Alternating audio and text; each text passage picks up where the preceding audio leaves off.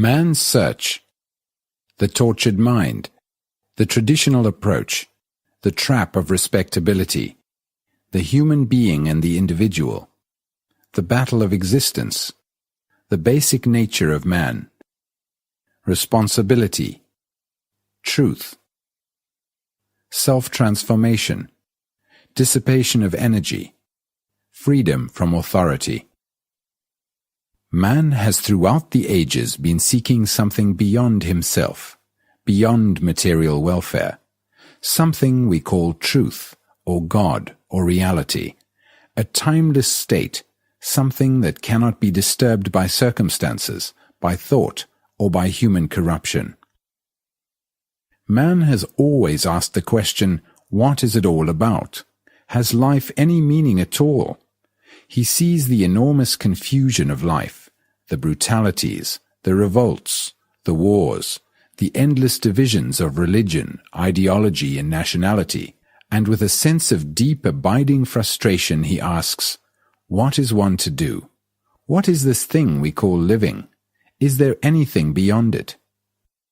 And not finding this nameless thing of 1,000 names which he has always sought, he has cultivated faith.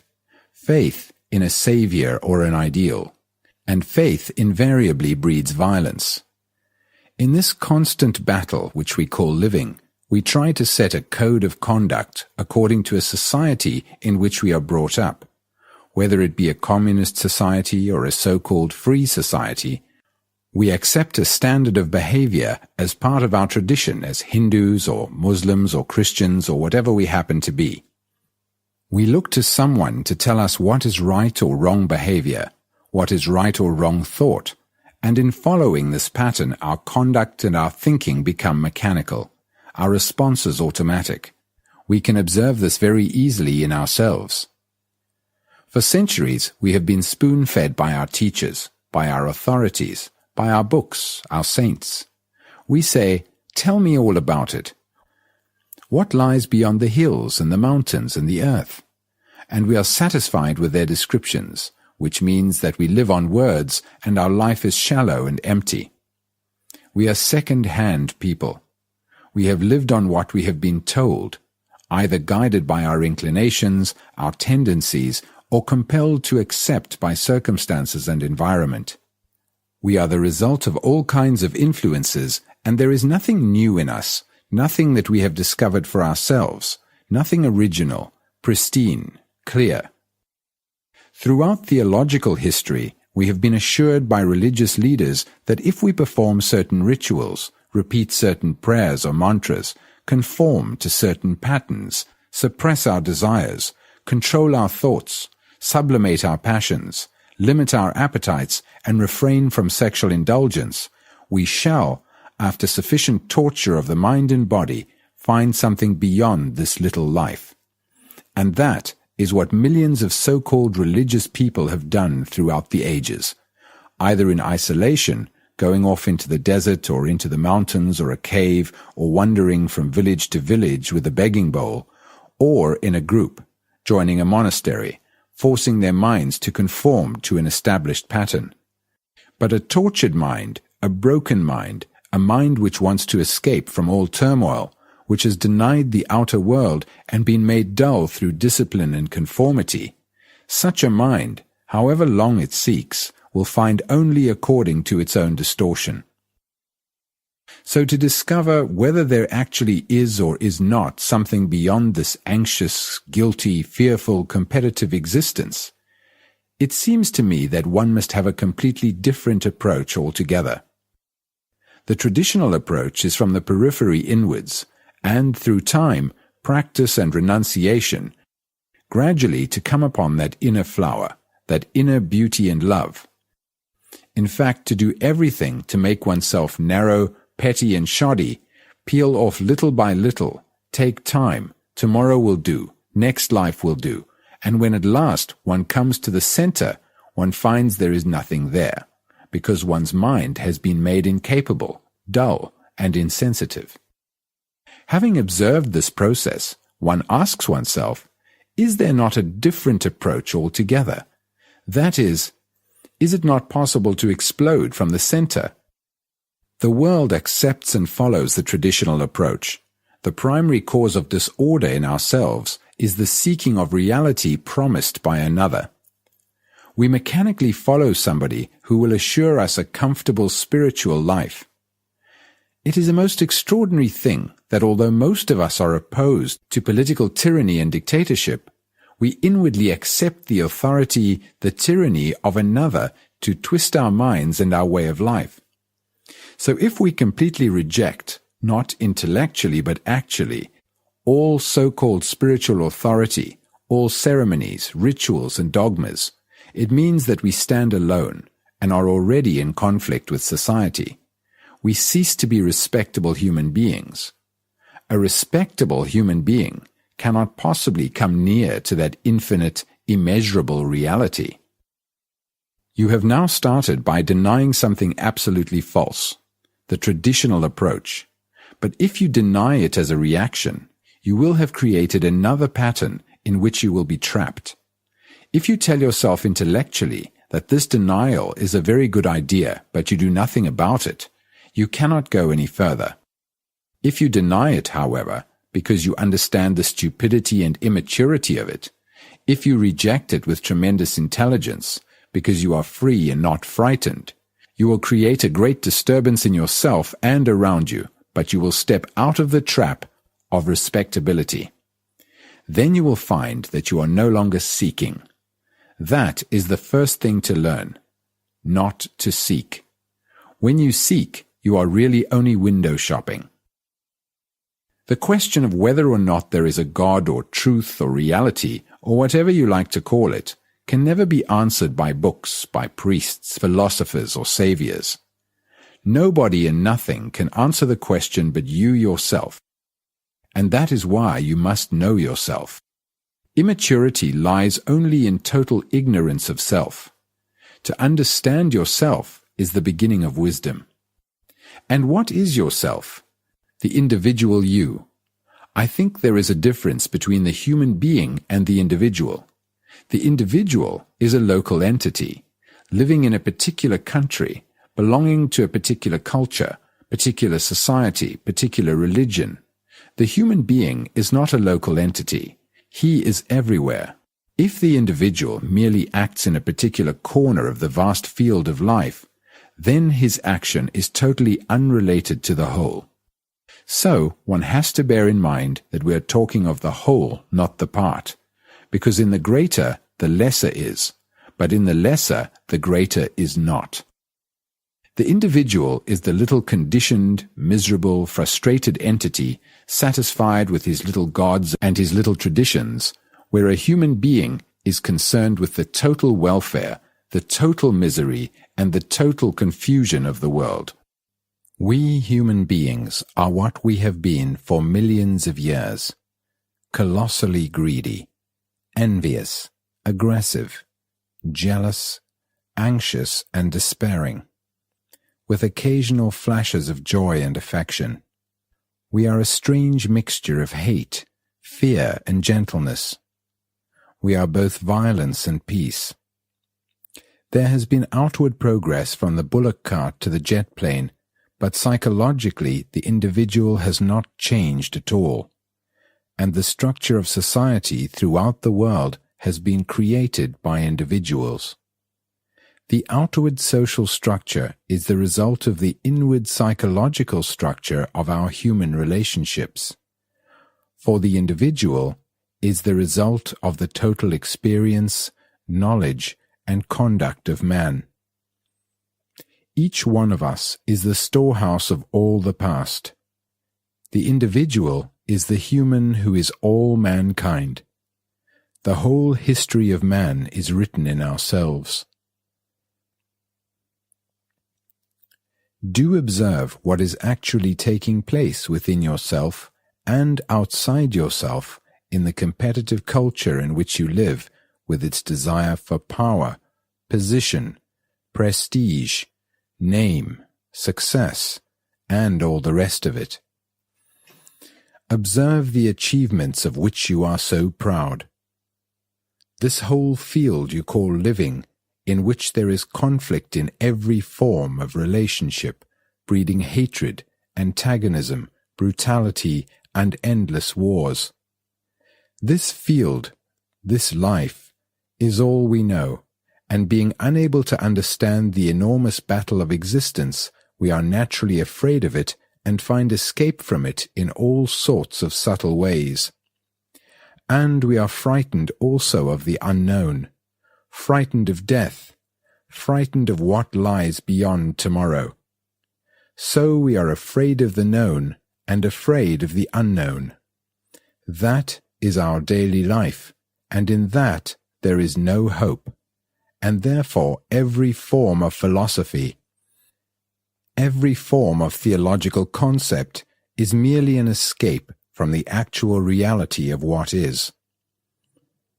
All outward forms of change brought about by wars, revolutions, reformations, laws, and ideologies have failed completely to change the basic nature of man, and therefore of society. As human beings living in this monstrously ugly world, let us ask ourselves, can this society, based on competition, brutality, and fear, come to an end? Not as an intellectual conception, not as a hope, but as an actual fact, so that the mind is made fresh, new, and innocent, and can bring about a different world altogether? It can only happen, I think, if each one of us recognizes the central fact that we as individuals, as human beings, in whatever part of the world we happen to live, or whatever culture we happen to belong to, are totally responsible for the whole state of the world. We are each one of us responsible for every war, because of the aggressiveness of our own lives, because of our nationalism, our selfishness, our gods, our prejudices, our ideals, all of which divide us. And only when we realize, not intellectually but actually as we would recognize that we are hungry or in pain, that you and I are responsible for all this existing chaos, for all the misery throughout the entire world, because we have contributed to it in our daily lives and are part of this monstrous society with its wars, divisions, its ugliness, brutality, and greed. Only then will we act. But what can a human being do? What can you and I do to create a completely different society? We are asking ourselves a very serious question. Is there anything to be done at all? What can we do? Will somebody tell us? People have told us. The so-called spiritual leaders, who are supposed to understand these things better than we do, have told us by trying to twist and mold us into a new pattern, and that hasn't led us very far. Sophisticated and learned men have told us, and that has led us no further. We have been told that all paths lead to truth. We have been told that all paths lead to truth. You have your path as a Hindu. You have your path as a Hindu, and someone else has his path as a Christian, and another as a Muslim. And they all meet at the same door, which is, when you look at it, so obviously absurd. Truth has no path, and that is the beauty of truth. It is living. A dead thing has a path to it because it is static, but when you see that truth is something living, moving, which has no resting place, which is in no temple, mosque, or church, which no religion, no teacher, no philosopher, nobody can lead you to, then you will also see that this living thing is what you actually are. Your anger, your brutality, your violence, your despair, the agony and sorrow you live in. In the understanding of all this is the truth, and you can understand it only if you know how to look at those things in your life. And you cannot look through an ideology, through a screen of words, through hopes and fears. So you see that you cannot depend upon anybody. There is no guide, no teacher, no authority. There is only you, your relationship with others and with the world. There is nothing else. When you realize this, it either brings great despair, from which comes cynicism and bitterness, or in facing the fact that you and nobody else are responsible for the world and for yourself, for what you think, what you feel, how you act, all self-pity goes. Normally, we thrive on blaming others, which is a form of self-pity. Can you and I, then, bring about in ourselves, without any outside influence, without any persuasion, without any fear of punishment, can we bring about in the very essence of our being a total revolution, a psychological mutation, so that we are no longer brutal, violent, competitive, anxious, fearful, greedy, envious, and all the rest of the manifestations of our nature which have built up the rotten society in which we live our daily lives?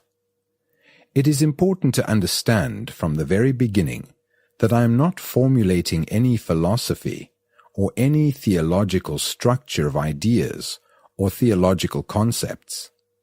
It seems to me that all ideologies are utterly idiotic.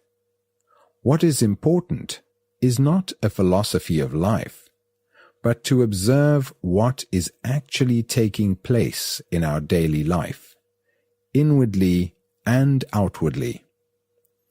If you observe very closely what is taking place and examine it, you will see that it is based on an intellectual conception, and the intellect is not the whole field of existence.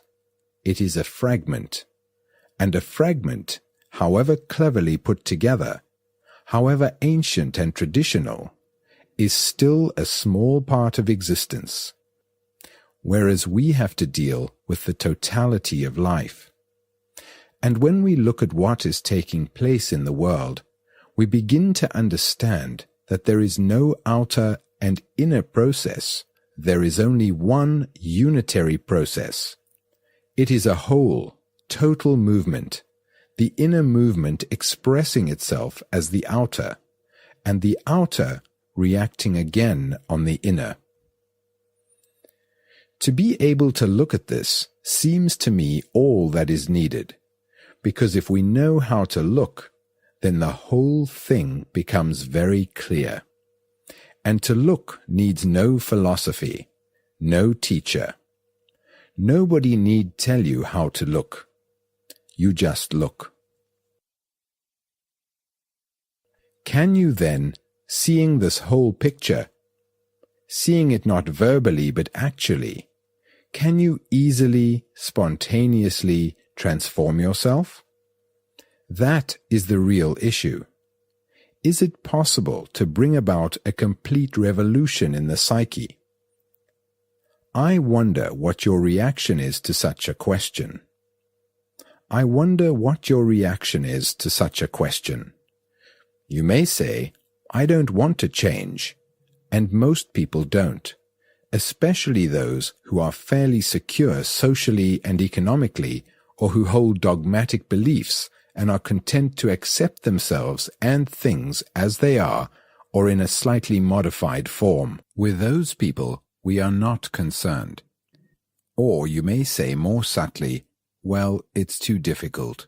It's not for me. In which case you will already have blocked yourself. You will have ceased to inquire, and it will be no use going any further. Or else you may say, I see the necessity for a fundamental inward change in myself, but how am I to bring it about? Please show me the way. Help me towards it. If you say that, then what you are concerned with is not change itself. You are not really interested in a fundamental revolution. You are merely searching for a method, a system, to bring about change.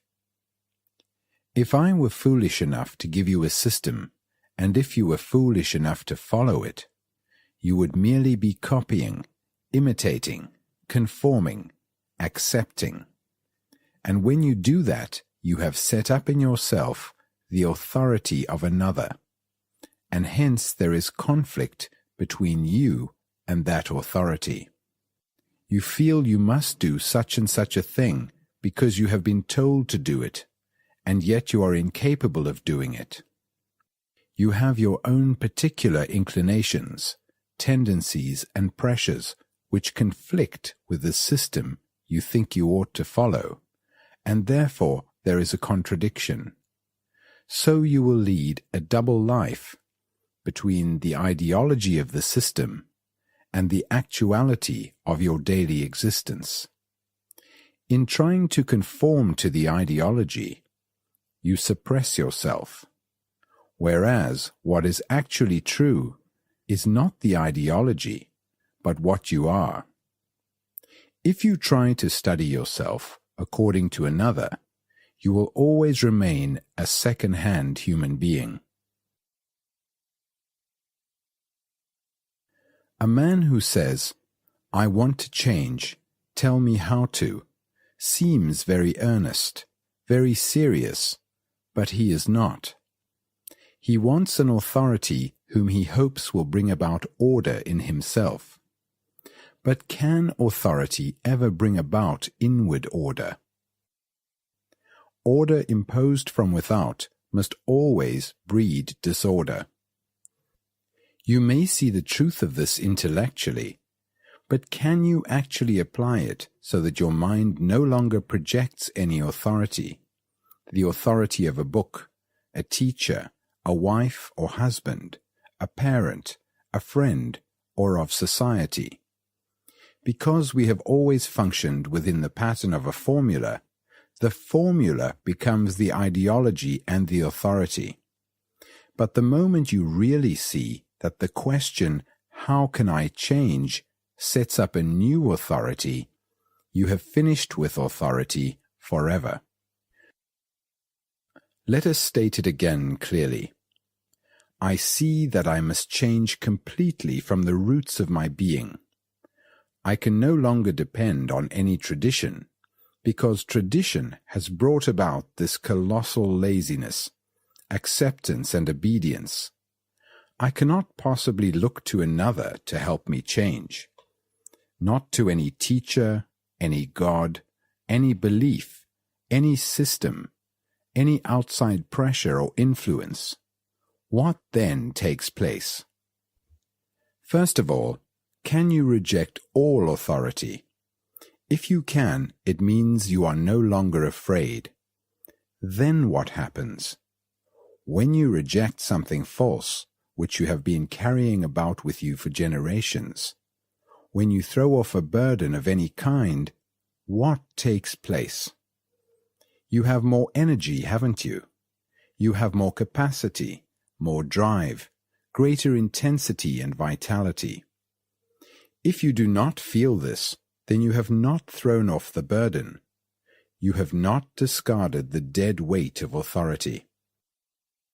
But when you have thrown it off, and have this energy in which there is no fear at all, no fear of making a mistake, no fear of doing it right or wrong, then is not that energy itself the mutation? We need a tremendous amount of energy, and we dissipate it through fear.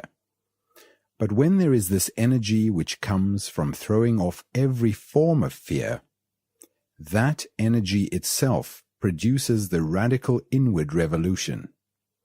You do not have to do a thing about it. So you are left with yourself, and that is the actual state for a man who is very serious about all this. And as you are no longer looking to anybody or anything for help, you are already free to discover. And when there is freedom, there is energy. And when there is freedom, it can never do anything wrong. Freedom is entirely different from revolt. There is no such thing as doing right or wrong when there is freedom. You are free, and from that center you act. And hence there is no fear, and a mind that has no fear is capable of great love, and when there is love, it can do what it will. What we are now going to do, therefore, is to learn about ourselves, not according to me or to some analyst or philosopher, because if we learn about ourselves according to someone else, we learn about them, not ourselves. We are going to learn what we actually are.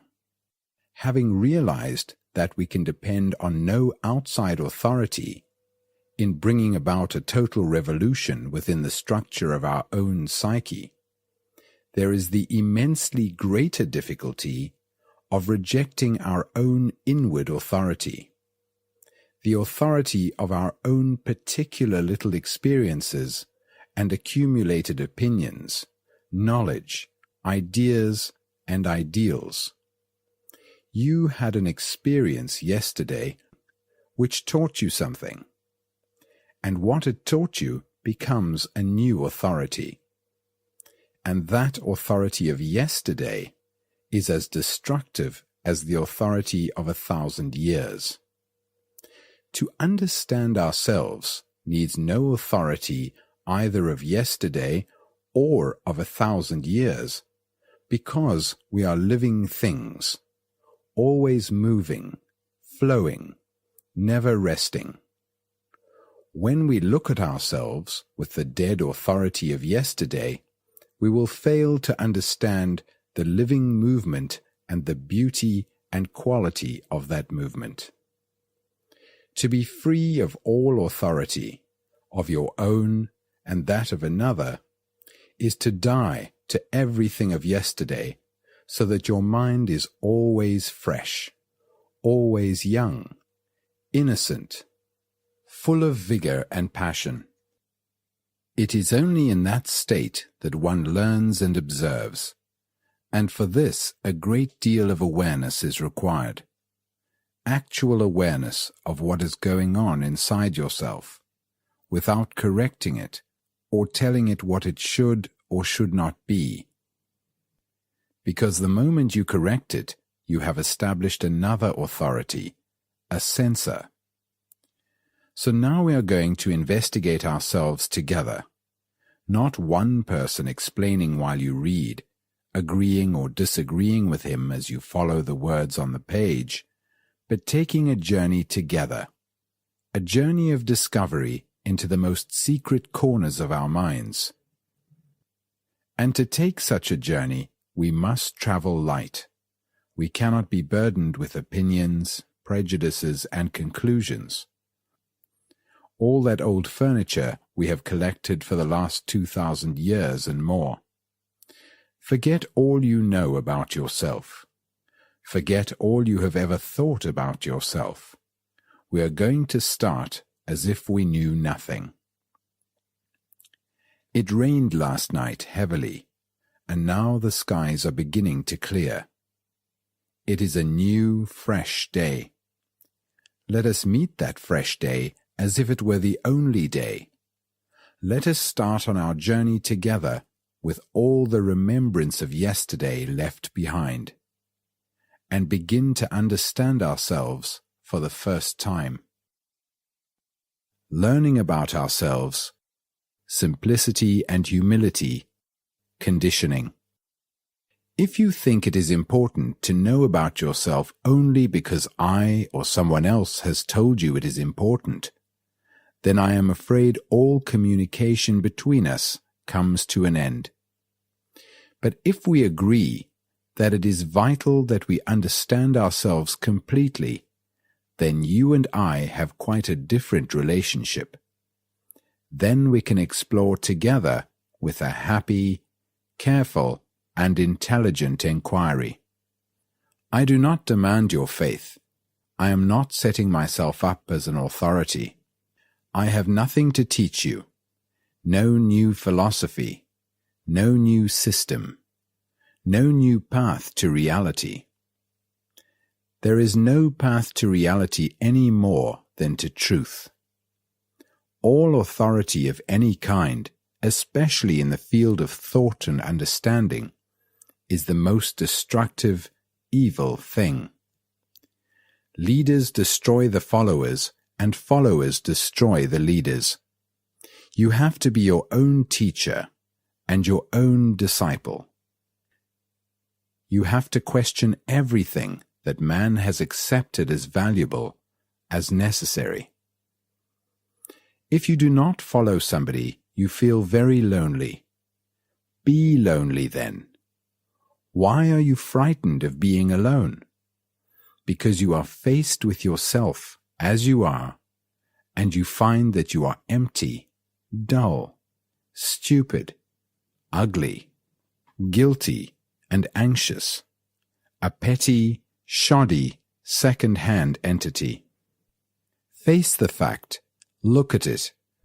Do not run away from it. The moment you run away, fear begins.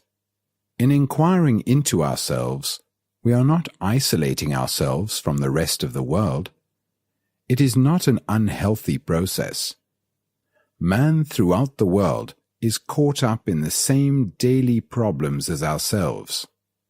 So, in inquiring into ourselves, we are not being in the least neurotic, because there is no difference between the individual and the collective. That is an actual fact. I have created the world as I am. So don't let us get lost in this battle between the part and the whole. I must become aware of the total field of my own self, which is the consciousness of the individual and of society. It is only then, when the mind goes beyond this individual and social consciousness, that I can become a light to myself that never goes out. Now, where do we begin to understand ourselves? Here am I, and how am I to study myself, observe myself, see what is actually taking place inside myself? I can observe myself only in relationship because all life is relationship. It is no use sitting in a corner meditating about myself. I cannot exist by myself. I exist only in relationship to people, things, and ideas.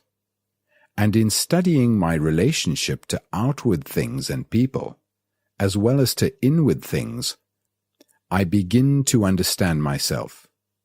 Every other form of understanding is merely an abstraction, and I cannot study myself in abstraction. I am not an abstract entity. Therefore, I have to study myself in actuality, as I am, not as I wish to be. Understanding is not an intellectual process. Acquiring knowledge about yourself and learning about yourself are two different things. For the knowledge you accumulate about yourself is always of the past, and a mind that is burdened with the past is a sorrowful mind. Learning about yourself is not like learning a language or a technology or a science. Then you obviously have to accumulate and remember. It would be absurd to begin all over again. But in the psychological field, learning about yourself is always in the present, and knowledge is always in the past. And as most of us live in the past, and are satisfied with the past, knowledge becomes extraordinarily important to us. That is why we worship the erudite, the clever, the cunning. But if you are learning all the time, learning every minute, learning by watching and listening, learning by seeing and doing, then you will find that learning is a constant movement without the past. If you say you will learn gradually about yourself, adding more and more, little by little, you are not studying yourself now as you are, but through acquired knowledge. Learning implies a great sensitivity. There is no sensitivity if there is an idea which is of the past, dominating the present. Then the mind is no longer quick, pliable, alert. Most of us are not sensitive even physically. We overeat. We do not bother about the right diet. We oversmoke and drink so that our bodies become gross and insensitive. The quality of attention in the organism itself is made dull. How can there be a very alert, sensitive, clear mind if the organism itself is dull and heavy?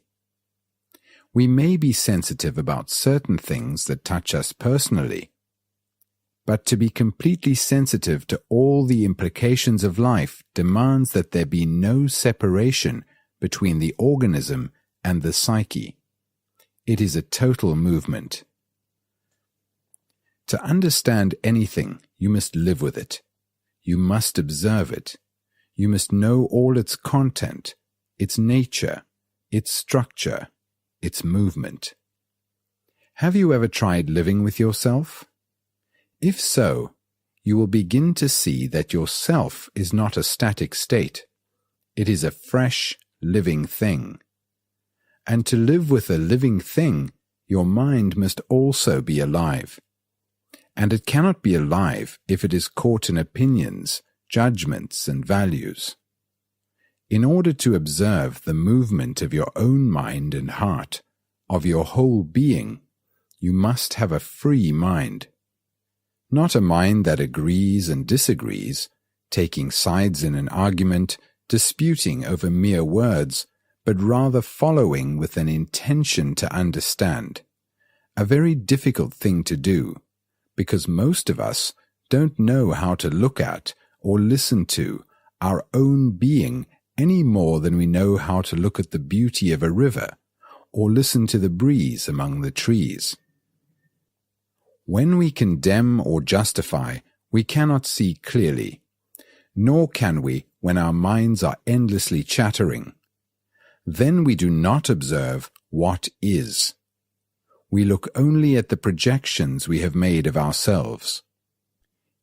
Each of us has an image of what we think we are or what we should be, and that image, that picture, entirely prevents us from seeing ourselves as we actually are. It is one of the most difficult things in the world to look at anything simply.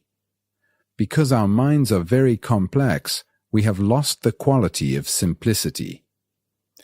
I don't mean simplicity in clothes or food, wearing only a loincloth or breaking a record fasting or any of that immature nonsense the saints cultivate, but the simplicity that can look directly at things without fear, that can look at ourselves as we actually are without any distortion, to say when we lie, not cover it up or run away from it. Also, in order to understand ourselves, we need a great deal of humility. If you start by saying, "I know myself," you have already stopped learning about yourself. Or if you say, "There is nothing much to learn about myself, because I am just a bundle of memories, ideas, experiences, and traditions," then you have also stopped learning about yourself. The moment to have that quality of innocence and humility, the moment you have a conclusion or start examining from knowledge, you are finished. For then you are translating every living thing in terms of the old. Whereas if you have no foothold, if there is no certainty, no achievement, there is freedom to look, to achieve. And when you look with freedom, it is always new. A confident man, is a dead human being. But how can we be free to look and learn when our minds from the moment we are born to the moment we die are shaped by a particular culture in the narrow pattern of the me? For centuries, we have been conditioned by nationality, caste, class, tradition, religion, language, education, literature, art, custom, convention, propaganda of all kinds, economic pressure, the food we eat, the climate we live in, our family, our friends, our experiences, every influence you can think of, and therefore our responses to every problem are conditioned. Are you aware that you are conditioned? That is the first thing to ask yourself, not how to be free of your conditioning. You may never be free of it, and if you say, I must the trap of another form of conditioning. So are you aware that you are conditioned? Do you know that even when you look at a tree and say, that is an oak tree, or that is a banyan tree, the naming of the tree, which is botanical knowledge, has so conditioned your mind that the word comes between you and actually seeing the tree. To come in contact with a tree, you have to put your hand on it, and the word will not help you to touch it. How do you know you are conditioned? What tells you? What tells you you are hungry? Not as a theory, but as an actual fact of hunger. In the same way, how do you discover the actual fact that you are conditioned? Isn't it by your reaction to a problem, a challenge? You respond to every challenge according to your conditioning, and your conditioning being inadequate will always react inadequately. When you become aware of it, does this conditioning of race, religion, and culture bring a sense of imprisonment? Take only one form of conditioning, nationality. Become seriously, completely aware of it, and see whether you enjoy it or rebel against it. And if you rebel against it, whether you want to break through all conditioning. If you are satisfied with your conditioning, you will obviously do nothing about it. But if you are not satisfied, when you become aware of it, you will realize that you never do anything about it. Never. And therefore you are always living in the past with the dead. You will be able to see for yourself how you are conditioned only when there is a conflict in the continuity of pleasure or the avoidance of pain. If everything is perfectly happy around you, your wife loves you, you love her, you have a nice house, nice children, and plenty of money, then you are not aware of your conditioning at all. But when there is a disturbance, when your wife looks at someone else, or you lose your money, or are threatened with war or any other pain or anxiety, then you know you are conditioned. When you struggle against any kind of disturbance, or defend yourself against any outer or inner threat, then you know you are conditioned. And as most of us are disturbed most of the time, either superficially or deeply, that very disturbance indicates that we are conditioned. So long as the animal is petted, he reacts nicely, but the moment he is antagonized, the whole violence of his nature comes out. We are disturbed about life, politics, the economic situation, the horror, the brutality, the sorrow in the world as well as in ourselves, and from that we realize how terribly narrowly conditioned we are. And what shall we do? Accept that disturbance and live with it as most of us do? Get used to it as one gets used to living with a backache? Put up with it?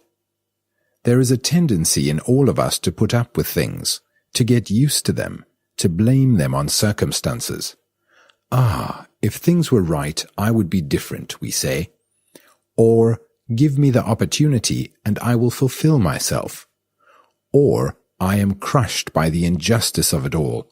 always blaming our disturbances on others or on our environment or on the economic situation.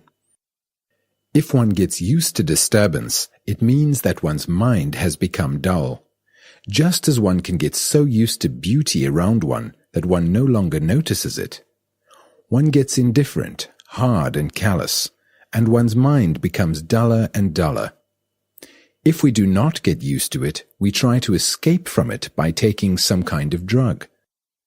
Joining a political group, going to a football match or to a temple or church, or finding some other form of amusement. Why is it that we escape from actual facts? We are afraid of death. I'm just taking that as an example. And we invent all kinds of theories, hopes, beliefs, to disguise the fact of death. But the fact is still there. To understand a fact, we must look at it, not run away from it.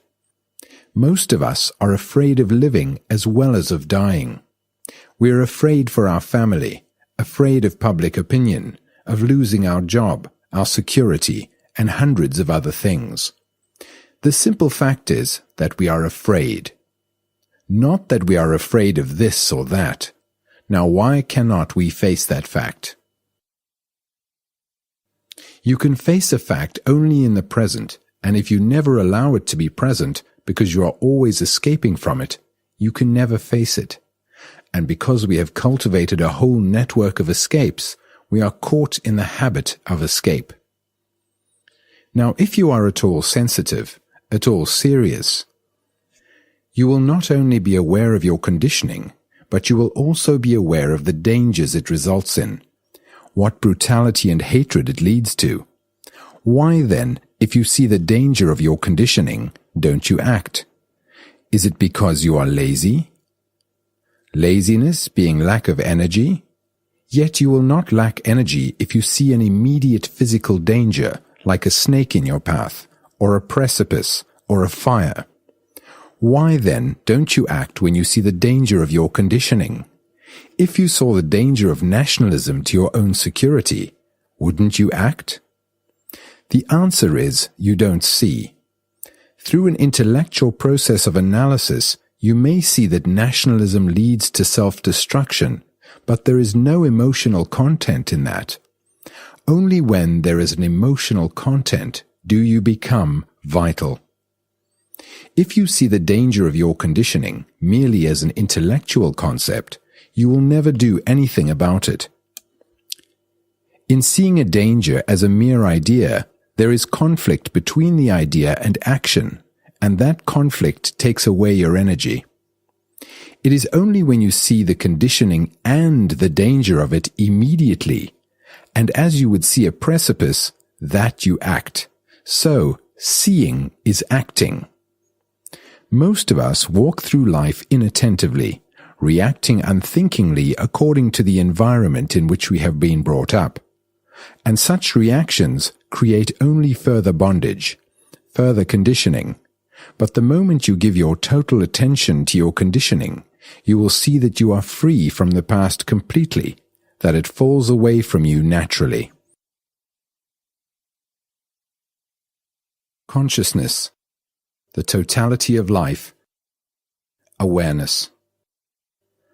When you become aware of your conditioning, you will understand the whole of your consciousness.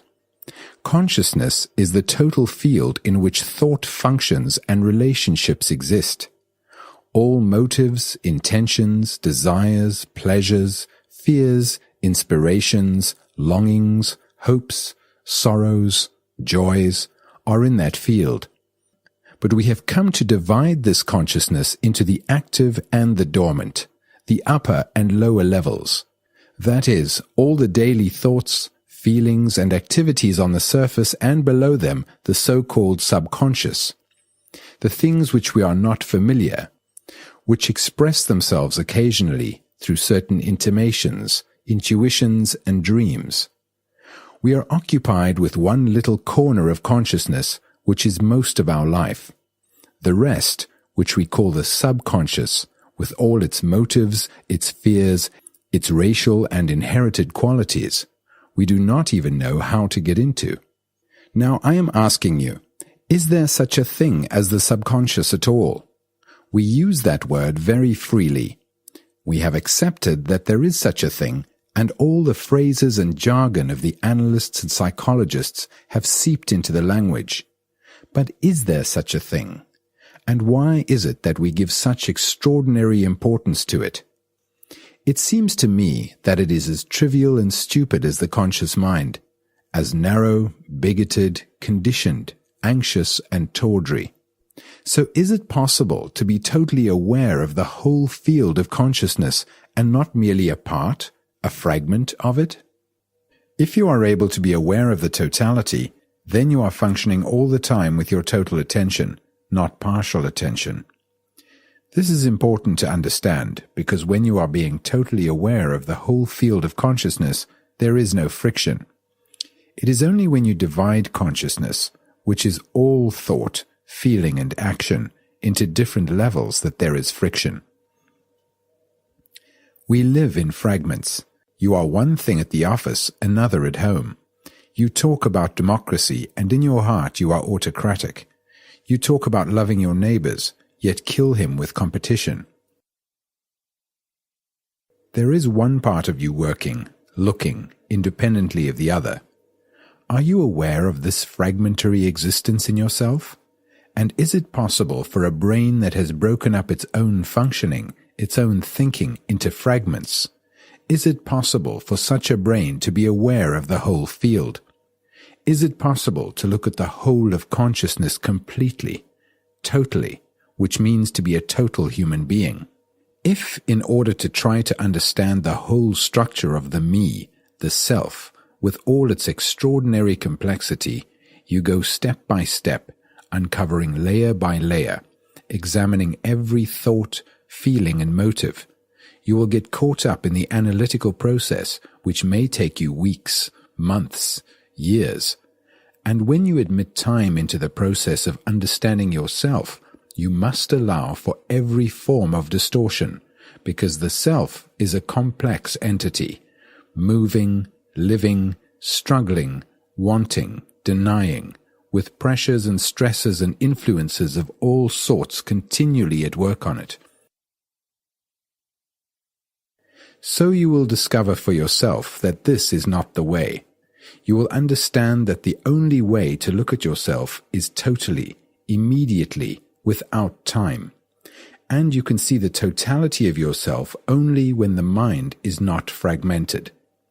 What you see in totality is the truth. Now, can you do that? Most of us cannot, because most of us have never approached the problem so seriously, because we have never really looked at ourselves, never. We blame others, we explain things away, or we are frightened to look. But when you look totally, you will give your whole attention, your whole being, everything of yourself, your eyes, your ears, your nerves. You will attend with complete self-abandonment. And then there is no room for fear, no room for contradiction, and therefore no conflict. Attention is not the same thing as concentration. Concentration is exclusion. Attention, which is total awareness, excludes nothing. It seems to me that most of us are not aware, not only of what we are talking about, but of our environment, the colors around us, the people, the shape of the trees, the clouds, the movement of water. Perhaps it is because we are so concerned with ourselves, with our own petty little problems, our own ideas, our own pleasures, pursuits and ambitions, that we are not objectively aware. And yet we talk a great deal about awareness. Once in India, I was traveling in a car. There was a chauffeur driving, and I was sitting beside him. There were 3 gentlemen behind discussing awareness very intently and asking me questions about awareness. And unfortunately, at that moment, the driver was looking somewhere else, and he ran over a goat. And the 3 gentlemen were still discussing awareness, totally unaware that they had run over a goat. When this lack of attention was pointed out to those gentlemen who were trying to be aware, it was a great surprise to them. And with most of us, it is the same. We are not aware of outward things or of inward things. If you want to understand the beauty of a bird, a fly, or a leaf, or a person with all his complexities, you have to give your whole attention, which is awareness. And you can give your whole attention only when you care, which means that you really love to understand. Then you give your whole heart and mind to find out. Such awareness is like living with a snake in the room. You watch its every movement. You are very, very sensitive to the slightest sound it makes. Such a state of attention is total energy. In such awareness, the totality of yourself is revealed in an instant. When you have looked at yourself so deeply, you can go much deeper. When we use the word deeper, we are not being comparative. We think in comparisons, deep and shallow, happy and unhappy. We are always measuring, comparing. Now, is there such a state as the shallow and the deep in oneself? When I say my mind is shallow, petty, narrow, limited, how do I know all these things? Because I have compared my mind with your mind, which is brighter, has more capacity, is more intelligent and alert. Do I know my pettiness without comparison? When I am hungry, I do not compare that hunger with yesterday's hunger. Yesterday's hunger is an idea, a memory. If I am all the time measuring myself against you, struggling to be like you, then I am denying what I am myself. Therefore, I am creating an illusion.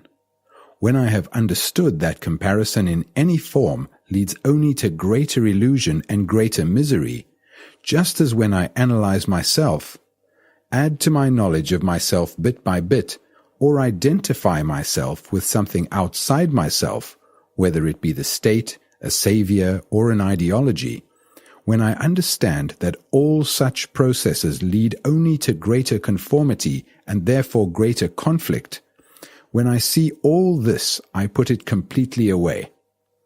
Then my mind is no longer seeking. It is very important to understand this. Then my mind is no longer groping, searching, questioning. This does not mean that my mind is satisfied with things as they are, but such a mind has no illusion. Such a mind can then move in a totally different dimension. The dimension in which we usually live, the life of every day, which is pain, pleasure, and fear, has conditioned the mind, limited the nature of the mind, and when that pain, pleasure, and fear have gone, which does not mean that you no longer have joy. Joy is something entirely different from pleasure. Then the mind functions in a different dimension in which there is no conflict, no sense of otherness. Verbally, we can only go so far. What lies beyond cannot be put into words because the word is not the thing.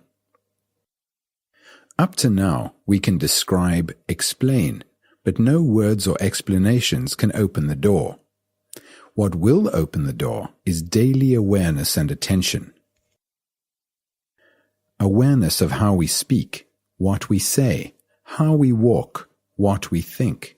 It is like cleaning a room and keeping it in order.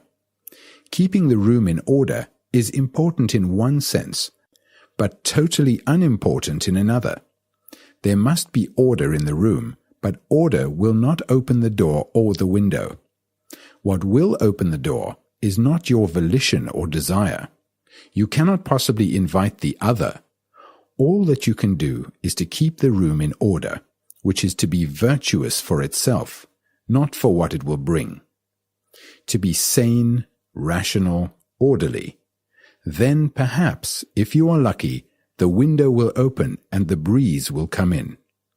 Or it may not.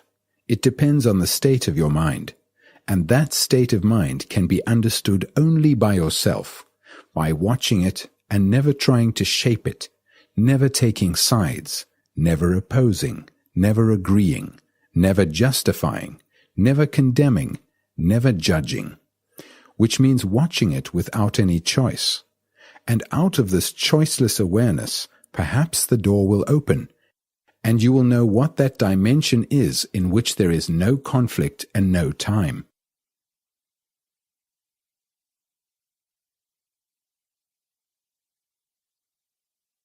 Pursuit of pleasure, desire, perversion by thought, memory, joy. We said in the last chapter that joy was something entirely different from pleasure. So let us find out what is involved in pleasure and whether it is at all possible to live in a world that does not contain pleasure but a tremendous sense of joy, of bliss.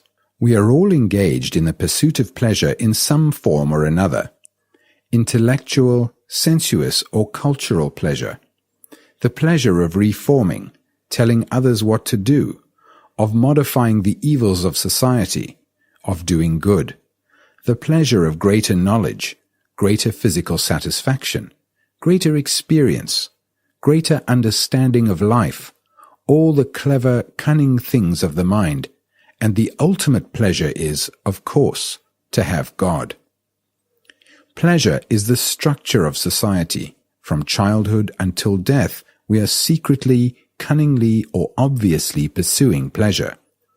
So whatever our form of pleasure is, I think we should be very clear about it, because it is going to guide and shape our lives. It is therefore important for each one of us to investigate closely, hesitantly, and delicately this question of pleasure. For to find pleasure and then nourish and sustain it is a basic demand of life, and without it, existence becomes dull, stupid, lonely, and meaningless.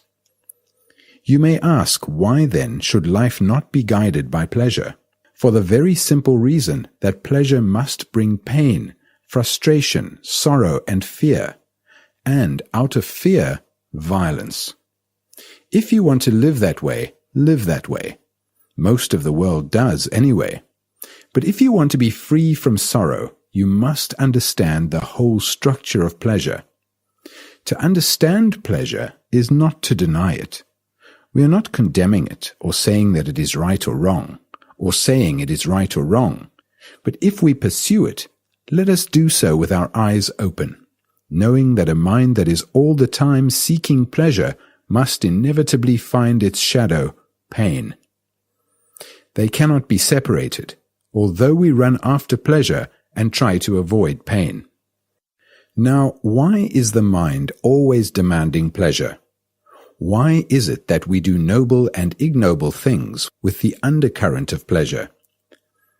Why is it we sacrifice and suffer on the thin thread of pleasure? What is pleasure, and how does it come into being? I wonder if any of you have asked yourself these questions and followed the answers to the very end. Pleasure comes into being through 4 stages: perception, sensation, contact, and desire. I see a beautiful motor car, say. Then I get a sensation, a reaction from looking at it. Then I touch it or imagine touching it, and then there is the desire to own and show myself off in it. Or I see a lovely cloud, or a mountain clear against the sky, or a leaf that has just come in springtime, or a deep valley full of loveliness and splendor, or a glorious sunset, or a beautiful face, intelligent, alive, not self-conscious and therefore no longer beautiful. I look at these things with intense delight, and as I observe them, there is no observer, but only sheer beauty like love. For a moment I am absent with all my problems, anxieties, and miseries. There is only that marvelous thing. I can look at it with joy, and the next moment forget it, or else the mind steps in, and then the problem begins. My mind thinks over what it has seen, and thinks how beautiful it was. I tell myself I should like to see it again many times. Thought begins to compare, judge, and say, I must have it again tomorrow.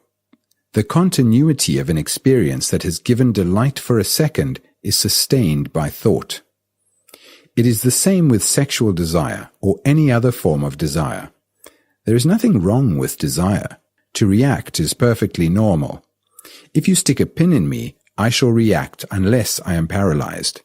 But then thought steps in and chews over the delight and turns it into pleasure. Thought wants to repeat the experience. And the more you repeat, the more mechanical it becomes. The more you think about it, the more strength thought gives to pleasure. So thought creates and sustains pleasure through desire and gives it continuity, and therefore the natural reaction of desire to any beautiful thing is perverted by thought. Thought turns it into a memory, and memory is then nourished by thinking about it over and over again. Of course, memory has a place at a certain level. In everyday life, we could not function at all without it.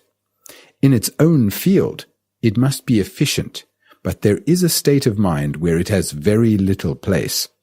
A mind which is not crippled by memory has real freedom. Have you ever noticed that when you respond to something totally, with all your heart, there is very little memory? It is only when you do not respond to a challenge with your whole being that there is a conflict, a struggle, and this brings confusion and pleasure or pain. And the struggle breeds memory. That memory is added to all the time by other memories, and it is those memories which respond. Anything that is the result of memory is old and therefore never free. There is no such thing as freedom of thought. It is sheer nonsense. Thought is never new, for thought is the response of memory, experience, knowledge. Thought, because it is old, makes this thing which you have looked at with delight and felt tremendously for the moment, old. From the old you derive pleasure, never from the new. There is no time in the new. So if you can look at all things without allowing pleasure to creep in, at a face, a bird, the color of a sari, the beauty of a sheet of water shimmering in the sun, or anything that gives delight, if you can look at it without wanting the experience to be repeated, then there will be no pain, no fear, and therefore tremendous joy. It is the struggle to repeat and perpetuate pleasure which turns it into pain. Watch it in yourself. The very demand for the repetition of pleasure brings about pain, because it is not the same as it was yesterday. You struggle to achieve the same delight, not only to your aesthetic sense, but the same inward quality of the mind, and you are hurt and disappointed because it is denied to you. Have you observed what happens to you when you are denied a little pleasure? When you don't get what you want, you become anxious, envious, hateful. Have you noticed when you have been denied the pleasure of drinking or smoking or sex or whatever it is? Have you noticed what battles you go through? And all that is a form of fear, isn't it? You are afraid of not getting what you want or of losing what you have. When some particular faith or ideology which you have held for years is shaken or torn away from you by logic or life, aren't you afraid of standing alone? That belief has for years given you satisfaction and pleasure, and when it is taken away, you are left stranded, empty, and the fear remains until you find another form of pleasure, another belief. It seems to me so simple, and because it is so simple, we refuse to see its simplicity. We like to complicate everything. When your wife turns away from you, aren't you jealous? Aren't you angry? Don't you hate the man who has attracted her? And what is all that but fear of losing something which has given you a great deal of pleasure, a companionship, a certain quality of assurance, and the satisfaction of possession? So if you understand that where there is a search for pleasure, there must be pain, live that way if you want to, but don't just slip into it. If you want to end pleasure, though, which is to end pain, you must be totally attentive to the whole structure of pleasure, not cut it out as monks and sannyasis do, never looking at a woman because they think it is a sin and thereby destroying the vitality of their understanding, but seeing the whole meaning and significance of pleasure. Then you will have tremendous joy in life. You cannot think about joy. Joy is an immediate thing, and by thinking about it, you turn it into pleasure. Living in the present is the instant perception of beauty and the great delight in it without seeking pleasure from it.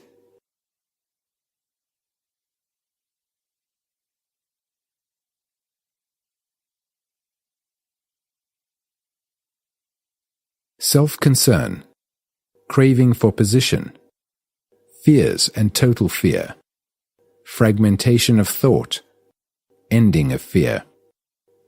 Before we go any further, I would like to ask you, what is your fundamental, lasting interest in life? Putting all oblique answers aside and dealing with this question directly and honestly, what would you answer? Do you know? Isn't it yourself? Anyway, that is what most of us would say if we answered truthfully. I am interested in my progress, my job, my family, the little corner in which I live, in getting a better position for myself, more prestige, more power, more domination over others, and so on. I think it would be logical, wouldn't it, to admit to ourselves that that is what most of us are primarily interested in. Me first. Some of us would say that it is wrong to be primarily interested in ourselves. But what is wrong about it except that we seldom decently, honestly admit it? If we do, we are rather ashamed of it. So there it is. One is fundamentally interested in oneself, and for various ideological or traditional reasons, one thinks it is wrong. But what one thinks is irrelevant. Why introduce the factor of its being wrong? That is an idea, a concept. What is a fact is that one is fundamentally and lastingly interested in oneself. You may say that it is more satisfactory to help another than to think about yourself. What is the difference? It is still self-concern. If it gives you greater satisfaction to help others, you are concerned about what will give you greater satisfaction. Why bring any ideological concept into it? Why this double thinking? Why not say, what I really want is satisfaction, whether in sex or in helping others, or in becoming a great saint, scientist, or politician? It is the same process, isn't it? Satisfaction in all sorts of ways, subtle and obvious, is what we want. When we say we want freedom, we want it because we think it may be wonderfully satisfying, and the ultimate satisfaction, of course, is this peculiar idea of self-realization. What we are really seeking is a satisfaction in which there is no dissatisfaction at all. Most of us crave the satisfaction of having a position in society because we are afraid of being a nobody. Society is so constructed that a citizen who has a position of respect is treated with great courtesy, whereas a man who has no position is kicked around. Everyone in the world wants a position, whether in society, in the family, or to sit on the right hand of God. And this position must be recognized by others. Otherwise, it is no position at all. We must always sit on the platform. Inwardly, we are whirlpools of misery and mischief, and therefore to be regarded outwardly as a great figure is very gratifying. This craving for position, for prestige, for power, to be recognized by society as being outstanding in some way, is a wish to dominate others, and this wish to dominate is a form of aggression. The saint who seeks a position in regard to his saintliness is as aggressive as the chicken pecking in the farmyard. And what is the cause of this aggressiveness? It is fear, isn't it? Fear is one of the greatest problems in life. A mind that is caught in fear lives in confusion, in conflict, and therefore must be violent, distorted, and aggressive. It dare not move away from its own patterns of thinking, and this breeds hypocrisy. Until we are free from fear, climb the highest mountain, invent every kind of God, we will always remain in darkness. Living in such a corrupt, stupid society as we do, with the competitive education we receive which engenders fear, we are all burdened with fears of some kind, and fear is a dreadful thing which warps, twists, and dulls our days. There is physical fear, but that is a response we have inherited from the animals. It is psychological fears we are concerned with here. For when we understand the deep-rooted psychological fears, we will be able to meet the animal fears. Whereas to be concerned with the animal fears first will never help us to understand the psychological fears. We are all afraid about something. There is no fear in abstraction. It is always in relation to something. Do you know your own fears? Fear of losing your job, or of not having enough food or money, or what your neighbors or the public think about you, or not being a success, of losing your position in society, of being despised or ridiculed, fear of pain and disease, of domination, of never knowing what love is or of not being loved, of losing your wife or children, of death, of living in a world that is like death, of utter boredom, of not living up to the image others have built about you, of losing your faith. All these and innumerable other fears. Do you know your own particular fears? And what do you usually do about them? You run away from them, don't you? Or invent ideas and images to cover them. But to run away from fear is only to increase it. One of the major causes of fear is that we do not want to face ourselves as we are. So, as well as the fears themselves, we have to examine the network of escapes we have developed to rid ourselves of them. If the mind, in which is included the brain, tries to overcome fear, to suppress it, discipline it, control it, translate it into terms of something else, there is friction, there is conflict, and that conflict is a waste of energy. The first thing to ask ourselves, then, is what is fear, and how does it arise? What do we mean by the word fear itself? I am asking myself, what is fear, not what I am afraid of. I lead a certain kind of life. I think in a certain pattern. I have certain beliefs and dogmas, and I don't want those patterns of existence to be disturbed because I have my roots in them. I don't want them to be disturbed because the disturbance produces a state of unknowing, and I dislike that. If I am torn away from everything I know and believe, I want to be reasonably certain of the state of things to which I am going. So the brain cells have created a pattern, and those brain cells refuse to create another pattern which may be uncertain. The movement from certainty to uncertainty is what I call fear. At the actual moment, as I am sitting here, I am not afraid. I am not afraid in the present. Nothing is happening to me. Nobody is threatening me or taking anything away from me.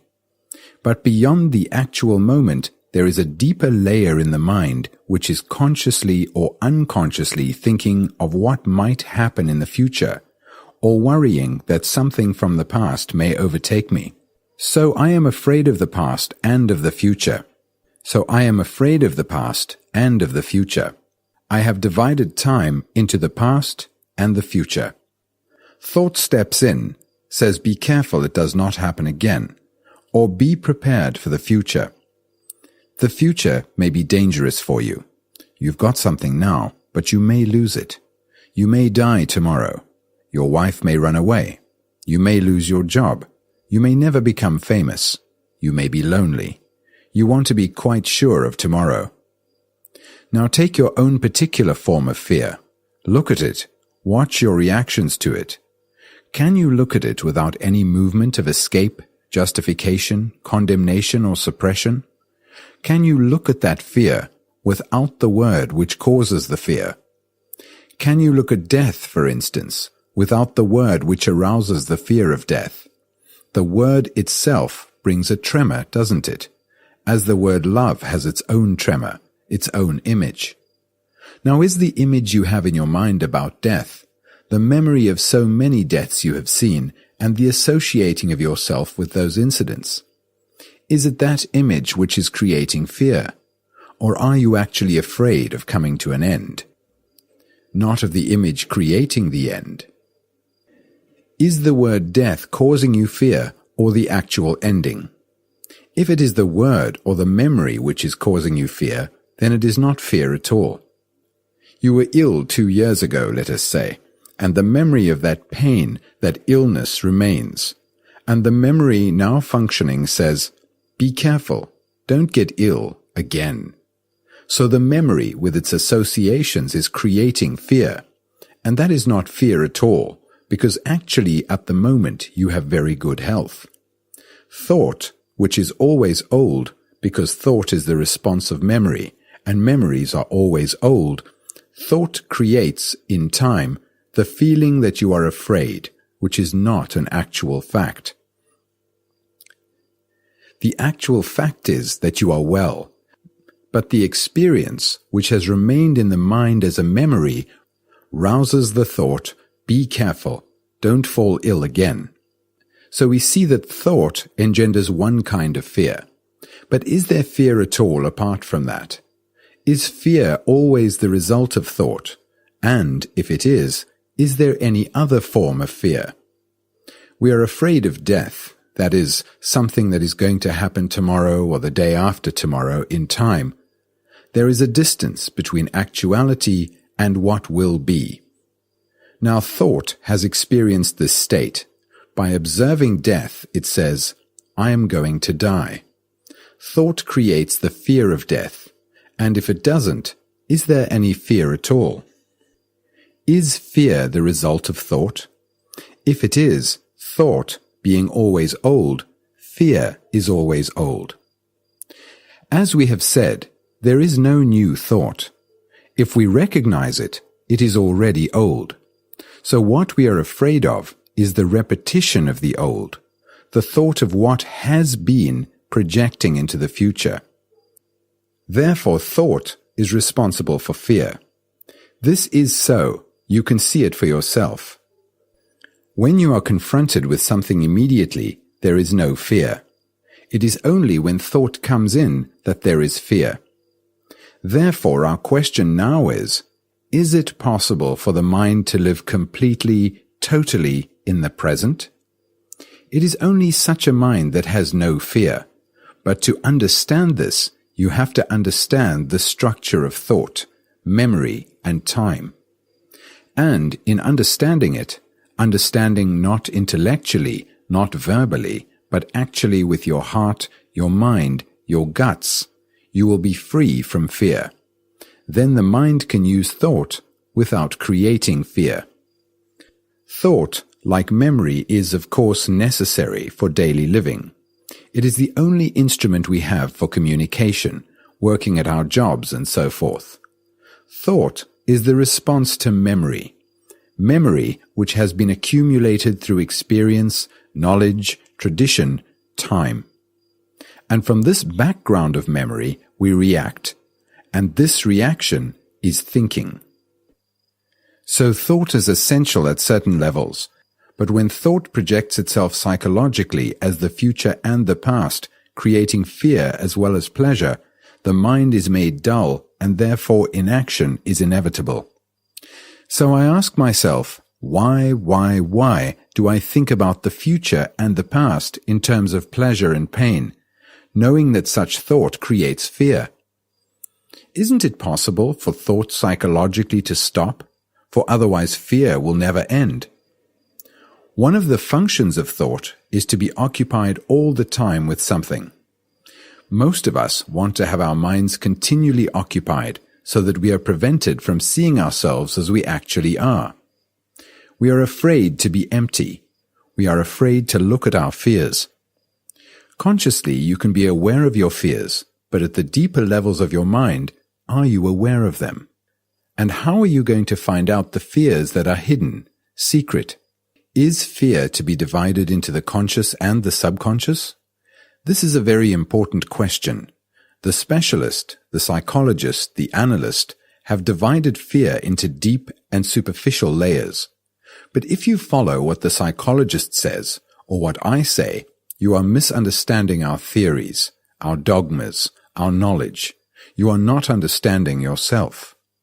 You cannot understand yourself according to Freud or Jung, or according to me. Other people's theories have no importance whatever. It is of yourself that you must ask the question, Is fear to be divided into the conscious and subconscious? Or is there only fear which you translate into different forms? There is only one desire. There is only desire. You desire. The objects of desire change, but desire is always the same. So perhaps in the same way there is only fear. You are afraid of all sorts of things, but there is only one fear. When you realize that fear cannot be divided, you will see that you have put away altogether this problem of the subconscious, and so have cheated the psychologists and the analysts. When you understand that fear is a single movement which expresses itself in different ways, and when you see the movement and not the object to which the movement goes, then you are facing an immense question. How can you look at it without the fragmentation which the mind has cultivated? There is only total fear, but how can the mind which thinks in fragments observe this total picture? Can it? We have lived a life of fragmentation, and can look at that total fear only through the fragmentary process of thought. The whole process of the machinery of thinking is to break up everything into fragments. I love you and I hate you. You are my enemy. You are my friend. My peculiar idiosyncrasies and inclinations. My job. My position. My prestige. My wife. My child. My country and your country. My God and your God. All that is the fragmentation of thought. And this thought looks at the total state of fear, or tries to look at it, and reduces it to fragments. Therefore, we see that the mind can look at this total fear only when there is no movement of thought. Can you watch fear without any inclusion, without any interference of the knowledge you have accumulated about it? If you cannot, then what you are watching is the past, not fear. If you can, then you are watching fear for the first time without the interference of the past. You can watch only when the mind is very quiet, just as you can listen to what someone is saying only when your mind is not chattering with itself, carrying on a dialogue with itself about its own problems and anxieties. Can you in the same way look at your fear without trying to resolve it, without bringing in its opposite, courage? Actually look at it and not try to escape from it? When you say, I must control it, I must get rid of it, I must understand it, you are trying to escape from it. You can observe a cloud or a tree or the movement of a river with a fairly quiet mind because they are not very important to you. But to watch yourself is far more difficult because there the demands are so practical, the reactions so quick.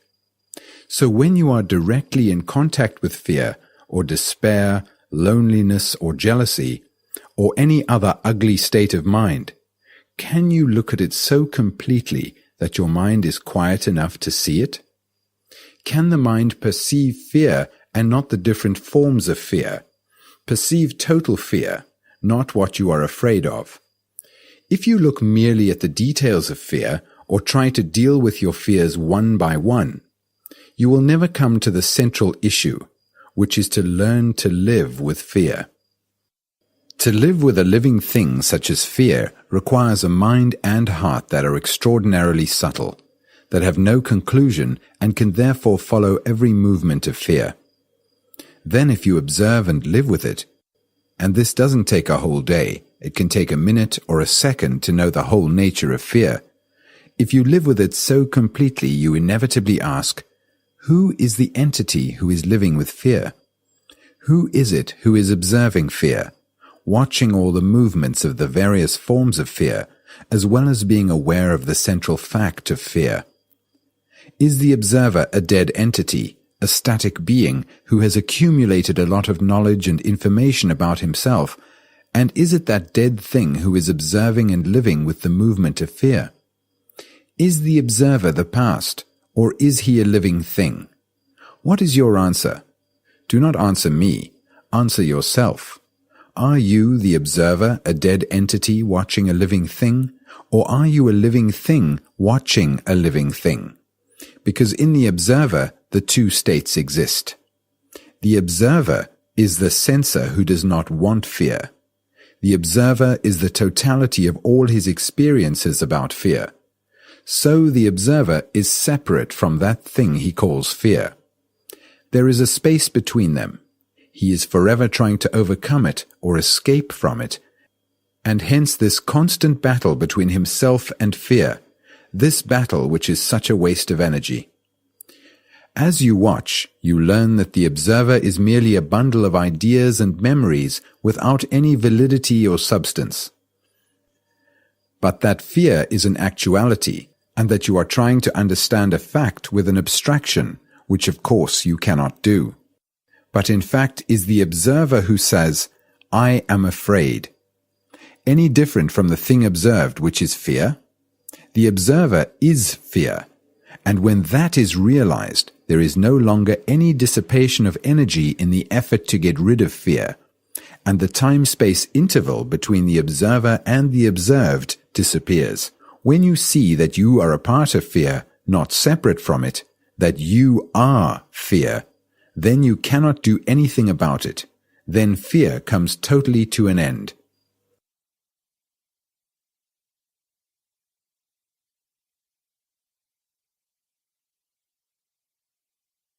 Violence, anger, justification and condemnation, the ideal and the actual. Fear, pleasure, sorrow, thought, and violence are all interrelated. Most of us take pleasure in violence, in disliking somebody, hating a particular race or group of people, having antagonistic feelings towards others. But in a state of mind in which all violence has come to an end, there is a joy which is very different from the pleasure of violence with its conflicts, hatreds, and fears. Can we go to the very root of violence and be free from it? Otherwise, we shall live everlastingly in battle with each other. If that is the way you want to live, and apparently most people do, then carry on. If you say, "Well, I'm sorry, violence can never end," then you and I have no means of communication. You have blocked yourself. But if you say, "There might be a different way of living," then we shall be able to communicate with each other. So let us consider together, those of us who can communicate, whether it is at all possible totally to end every form of violence in ourselves and still live in this monstrously brutal world. I think it is possible. I don't want to have a breath of hate, jealousy, anxiety, or fear in me. I want to live completely at peace, which doesn't mean that I want to die. I want to live on this marvelous earth, so full, so rich, so beautiful. I want to look at the trees, flowers, rivers, meadows, women, boys and girls, and at the same time live completely at peace with myself and with the world. What can I do? If we know how to look at violence, not only outwardly in society, the wars, the riots, the national antagonisms and class conflicts, but also in ourselves, then perhaps we shall be able to go beyond it. Here is a very complex problem. For centuries upon centuries, man has been violent. Religions have tried to tame him throughout the world, and none of them have succeeded. So if we are going into the question, we must, it seems to me, be at least very serious about it, because it will lead us into quite a different domain. But if we want merely to play with the problem for intellectual entertainment, we shall not get very far. You may feel that you yourself are very serious about the problem, but that as long as so many other people in the world are not serious and are not prepared to do anything about it, what is the good of your doing anything? I don't care whether they take it seriously or not. I take it seriously, that is enough. I am not my brother's keeper.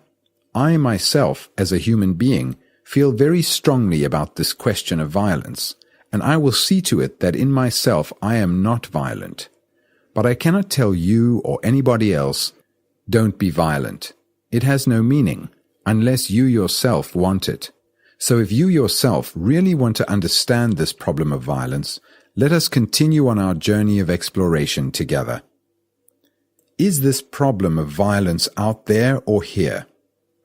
Do you want to solve the problem in the outside world, or are you questioning violence itself as it is in you?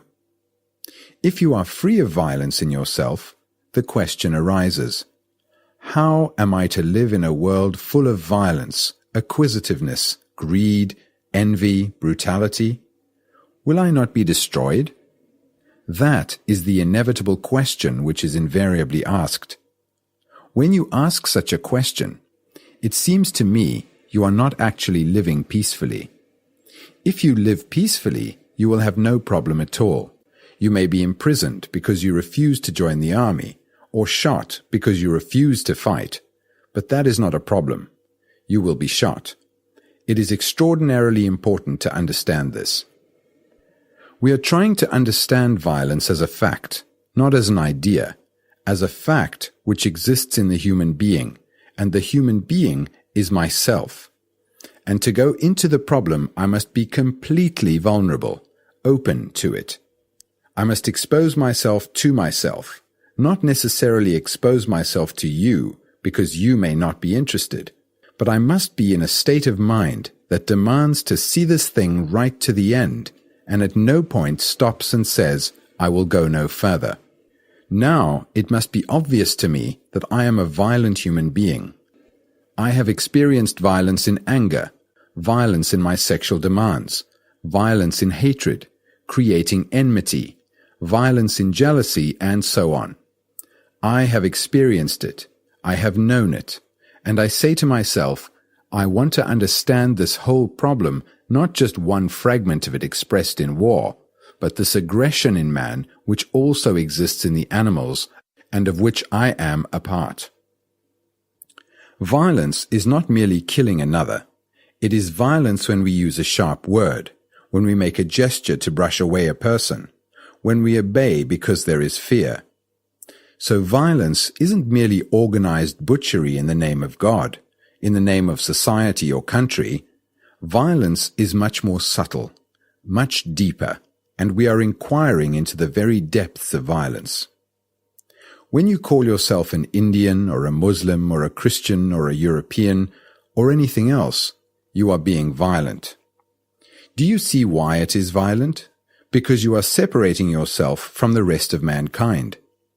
When you separate yourself by belief, by nationality, by tradition, it breeds violence. So a man who is seeking to understand violence does not belong to any country, to any religion, to any political party or partial system. He is concerned with the total understanding of mankind. Now there are two primary schools of thought with regard to violence. One which says violence is innate in man, and the other which says violence is the result of the social and cultural heritage in which man lives.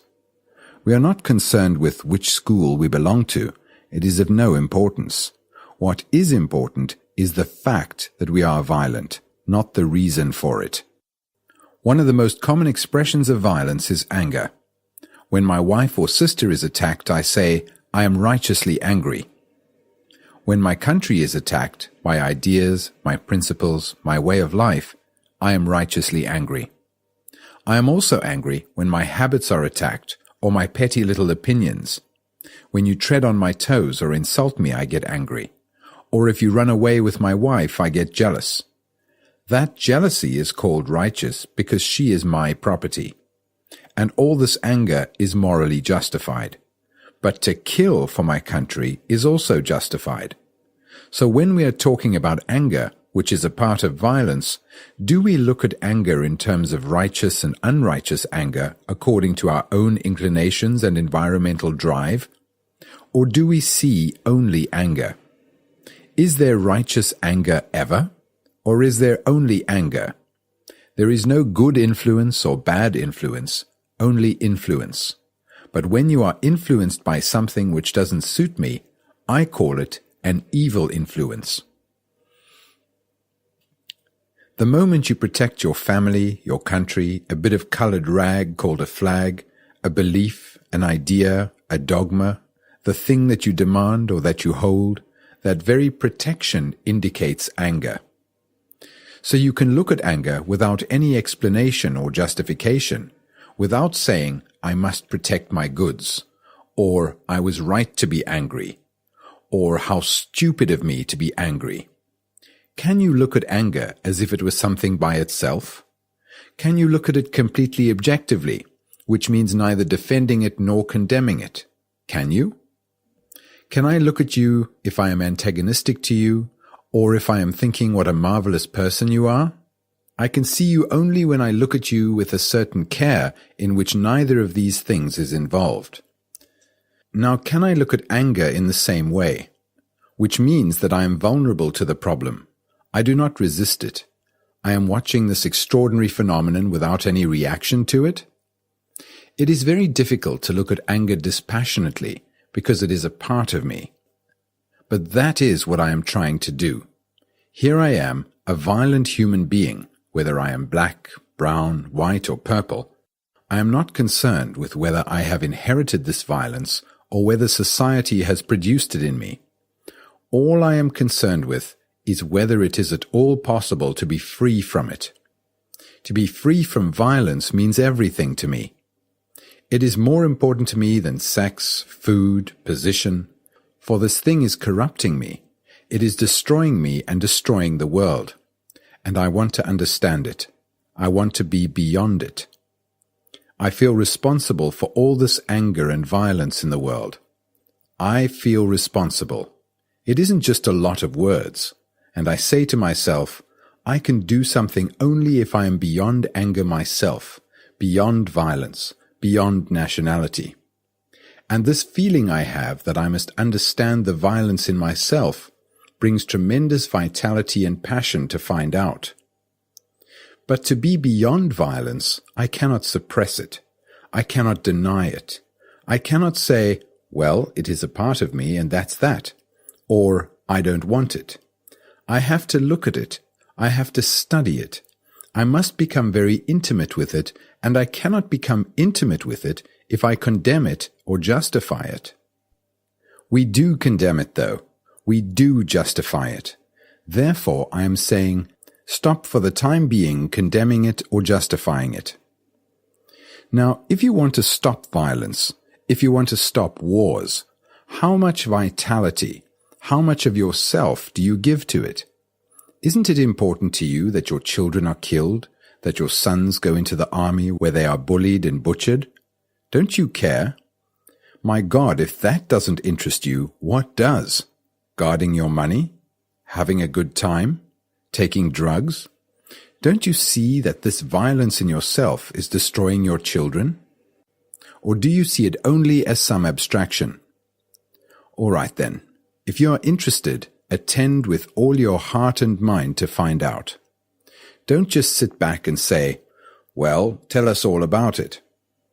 I point out to you that you cannot look at anger nor at violence with eyes that condemn or justify, and that if this violence is not a burning problem to you, you cannot put those two things away.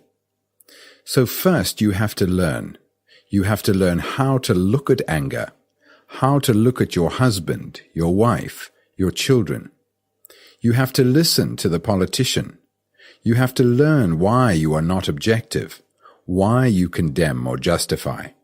You have to learn that you condemn and justify because it is part of the social structure you live in. Your conditioning as a German or an Indian or a Negro or an American or whatever you happen to have been born, with all the dulling of the mind that this conditioning results in. To learn, to discover something fundamental, you must have the capacity to go deeply. If you have a blunt instrument, a dull instrument, you cannot go deeply. So what we are doing is sharpening the instrument, which is the mind which has been made dull by all this justifying and condemning. You can penetrate deeply only if your mind is as sharp as a needle and as strong as a diamond. It is no good just sitting back and asking, how am I to get such a mind? You have to want it as you want your next meal. And to have it, you must see that what makes your mind dull and stupid is the sense of invulnerability which has built walls around itself, which is part of this condemnation and justification.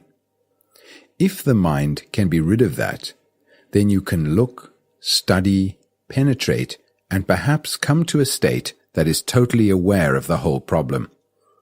So let us come back to the central issue. Is it possible to eradicate violence in ourselves? Is it a form of violence to say, "You haven't changed, why haven't you?" I am not doing that. It doesn't mean a thing to me to convince you of anything. It is your life, not my life. The way you live is your affair. I am asking whether it is possible for a human being living psychologically in any society to clear violence from himself inwardly. If it is, the very process will produce a different way of living in this world. Most of us have accepted violence as a way of life.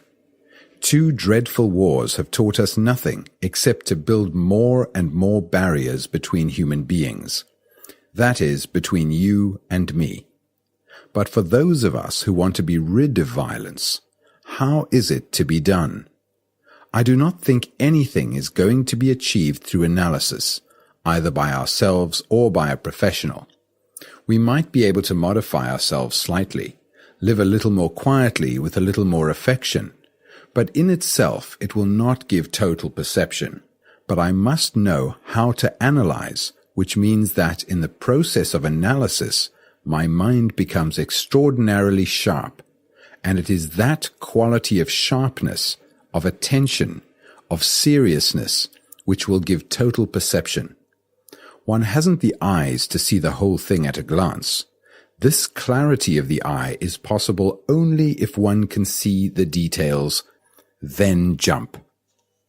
Some of us, in order to rid ourselves of violence, have used a concept, an ideal, called non-violence, and we think by having an ideal of the opposite to violence, non-violence, we can get rid of the fact, the actual, but we cannot. We have had ideals without number. All the sacred books are full of them. Yet we are still violent. So why not deal with violence itself and forget the word altogether? If you want to understand the actual, you must give your whole attention, all your energy to it.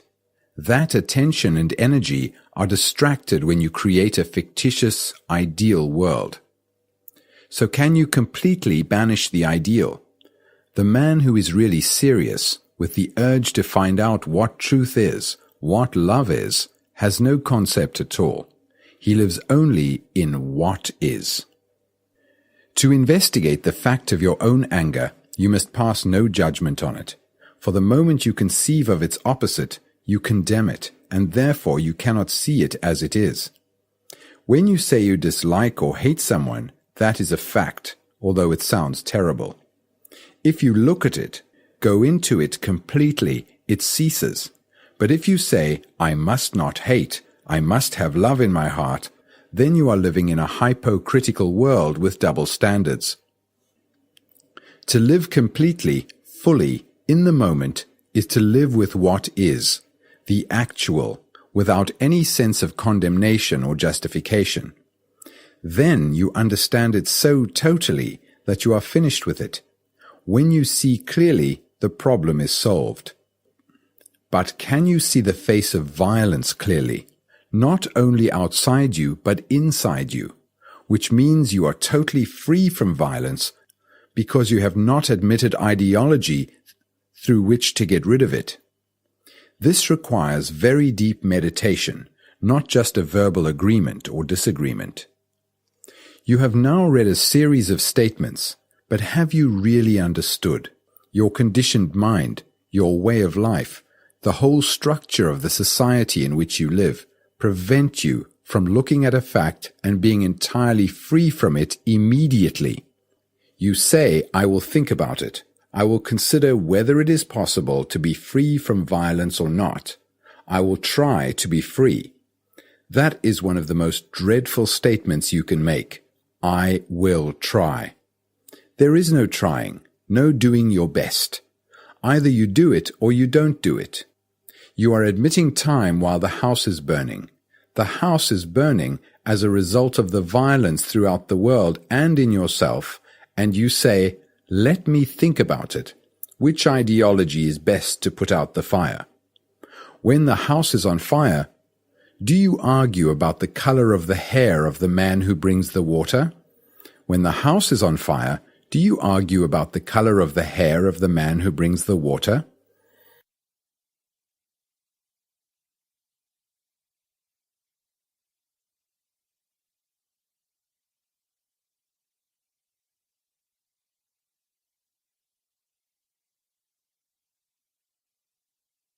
Relationship, conflict, society, poverty, drugs, dependence, comparison, desire, ideals, hypocrisy. The cessation of violence, which we have just been considering, does not necessarily mean a state of mind which is at peace with itself and therefore at peace in all its relationships. Relationship between human beings is based on the image-forming defensive mechanism. In all our relationships, each one of us builds an image about the other, and these two images have relationship, not the human beings themselves. The wife has an image about the husband, perhaps not consciously, but nevertheless it is there, and the husband has an image about the wife. One has an image about one's country and about oneself, and we are always strengthening these images by adding more and more to them. And it is these images which have relationship. The actual relationship between two human beings or between many human beings completely ends when there is the formation of images. Relationship based on these images can obviously never bring about peace in the relationship because the images are fictitious and one cannot live in an abstraction. And yet that is what we are all doing, living in ideas, in theories, in symbols, in images which we have created about ourselves and others and which are not realities at all. All our relationships, whether they be with property, ideas, or people, are based essentially on this image forming, and hence there is always conflict. How is it possible, then, to be completely at peace within ourselves and in all our relationships with others? After all, life is a movement in relationship. Otherwise, there is no life at all. And if that life is based on an abstraction, an idea, or a speculative assumption, then such abstract living must inevitably bring about a relationship which becomes a battlefield. So, is it at all possible for man to live a completely orderly inward life without any form of compulsion, imitation, suppression, or sublimation? Can he bring about such order within himself that it is a living quality not held within the framework of ideas, an inward tranquility which knows no disturbance at any moment, not in some fantastic mythical abstract world, but in the daily life of the home and the office? I think we should go into this question very carefully, because there is not one spot in our consciousness untouched by conflict. In all our relationships, whether with the most intimate person or with a neighbor or with society, this conflict exists. Conflict being contradiction, a state of division, separation, a duality. Observing ourselves and our relationship to society, we see that at all levels of our being there is conflict, minor or major conflict, which brings about very superficial responses or devastating results. Man has accepted conflict as an innate part of daily existence because he has accepted competition, jealousy, greed, acquisitiveness, and aggression as a natural way of life. When we accept such a way of life, we accept the structure of society as it is, and live within the pattern of respectability. And that is what most of us are caught in, because most of us want to be terribly respectable. When we examine our own minds and hearts, the way we think, the way we feel, and how we act in our daily lives, we observe that as long as we conform to the pattern of society, life must be a battlefield. If we do not accept it, and no religious person can possibly accept such a society, then we will be completely free from the psychological structure of society. Most of us are rich with the things of society. What society has created in us and what we have created in ourselves are greed, envy, anger, hate, jealousy, anxiety, and with all these we are very rich. The various religions throughout the world have preached poverty. The monk assumes a robe, changes his name, shaves his head, enters a cell, and takes a vow of poverty and chastity. In the East, he has one loincloth, one robe, one meal a day, and we all respect such poverty. But those men who have assumed the robe of poverty are still inwardly, psychologically rich with the things of society because they are still seeking position and prestige. They belong to this order or that order, this religion or that religion. They still live in the divisions of a culture, a tradition. That is not poverty. Poverty is to be completely free of society. Though one may have a few more clothes, a few more meals, good God, who cares? But unfortunately, in most people, there is this urge for exhibitionism. Poverty becomes a marvelously beautiful thing when the mind is free of society. One must become poor inwardly, for then there is no seeking, no asking, no desire, no nothing. It is only this inward poverty that can see the truth of a life in which there is no conflict at all. Such a life is a benediction not to be found in any church or any temple. How is it possible then to free ourselves from the psychological structure of society, which is to free ourselves from the essence of conflict?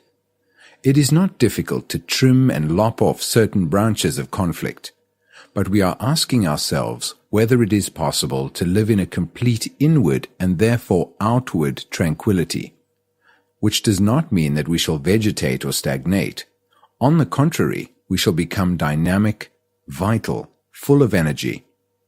To understand and to be free of any problem, we need a great deal of passionate and sustained energy. Not only physical and intellectual energy, but an energy that is not dependent on any motive, any psychological stimulus or drug.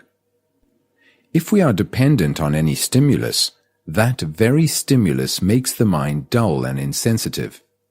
By taking some form of drug, we may find enough energy temporarily to see things very clearly, but we revert to our former state and therefore become dependent on that drug more and more. So all stimulation, whether of the church or of alcohol or of drugs or of the written or spoken word, will inevitably bring about dependence, and that dependence prevents us from seeing clearly for ourselves and therefore from having vital energy. We all unfortunately depend psychologically on something. Why do we depend? Why is there this urge to depend? We are taking this journey together. You are not waiting for me to tell you the causes of your dependence. If we inquire together, we will both discover, and therefore that discovery will be your own, and hence, being yours, it will give you vitality. I discover for myself that I depend on something, an audience, say, which will stimulate me. I derive from that audience, from addressing a large group of people, a kind of energy. And therefore I depend on that audience, on those people, whether they agree or disagree. The more they disagree, the more vitality they give me. If they agree, it becomes a very shallow, empty thing. So I discover that I need an audience because it is a very stimulating thing to address people. Now why? Why do I depend? Because in myself I am shallow. In myself I have nothing. In myself I have no source which is always full and rich, vital, moving, living. So I depend. I have discovered the cause. But will the discovery of the cause free me from being dependent? The discovery of the cause is merely intellectual, so obviously it does not free the mind from its dependency. The mere intellectual acceptance of an idea or the emotional acquiescence of an ideology cannot free the mind from being dependent on something which will give it stimulation. What frees the mind from dependence is seeing the whole structure and nature of stimulation and dependence, and how that dependence makes the mind stupid, dull, and inactive. So I must inquire what it means to see totally. As long as I am looking at life from a particular point of view, or from a particular experience I have cherished, or from some particular knowledge I have gathered, which is my background, which is the me, I cannot see totally.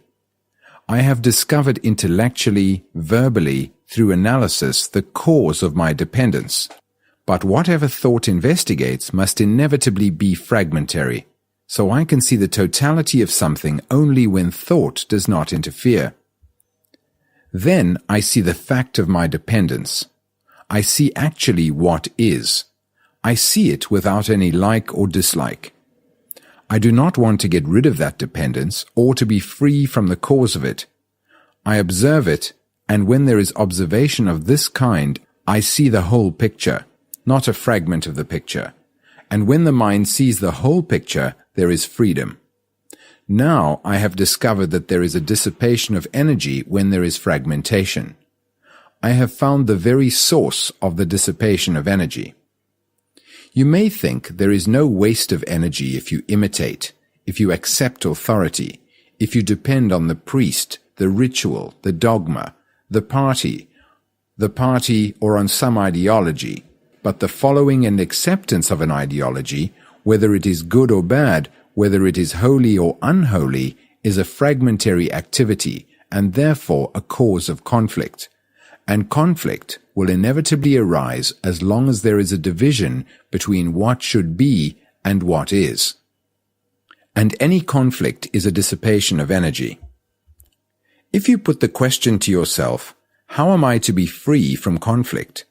You are creating another problem, and hence you are increasing conflict. Whereas if you just see it as a fact, see it as you would see some concrete object, clearly, directly, then you will understand essentially the truth of a life in which there is no conflict at all. Let us put it another way. We are always comparing what we are with what we should be. This should be is a projection of what we think we ought to be.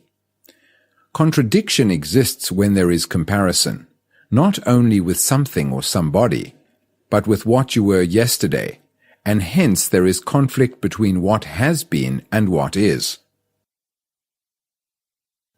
There is what is only when there is no comparison at all, and to live with what is to be peaceful. Then you can give your whole attention without any distraction to what is within yourself, whether it be despair, ugliness, brutality, fear, anxiety, loneliness, and live with it completely. Then there is no contradiction and hence no conflict. But all the time we are comparing ourselves with those who are richer or more brilliant, more intellectual, more affectionate, more famous, more this and more that. The more plays an extraordinarily important part in our lives. This measuring ourselves all the time against something or someone is one of the primary causes of conflict. Now, why is there any comparison at all? Why do you compare yourself with another?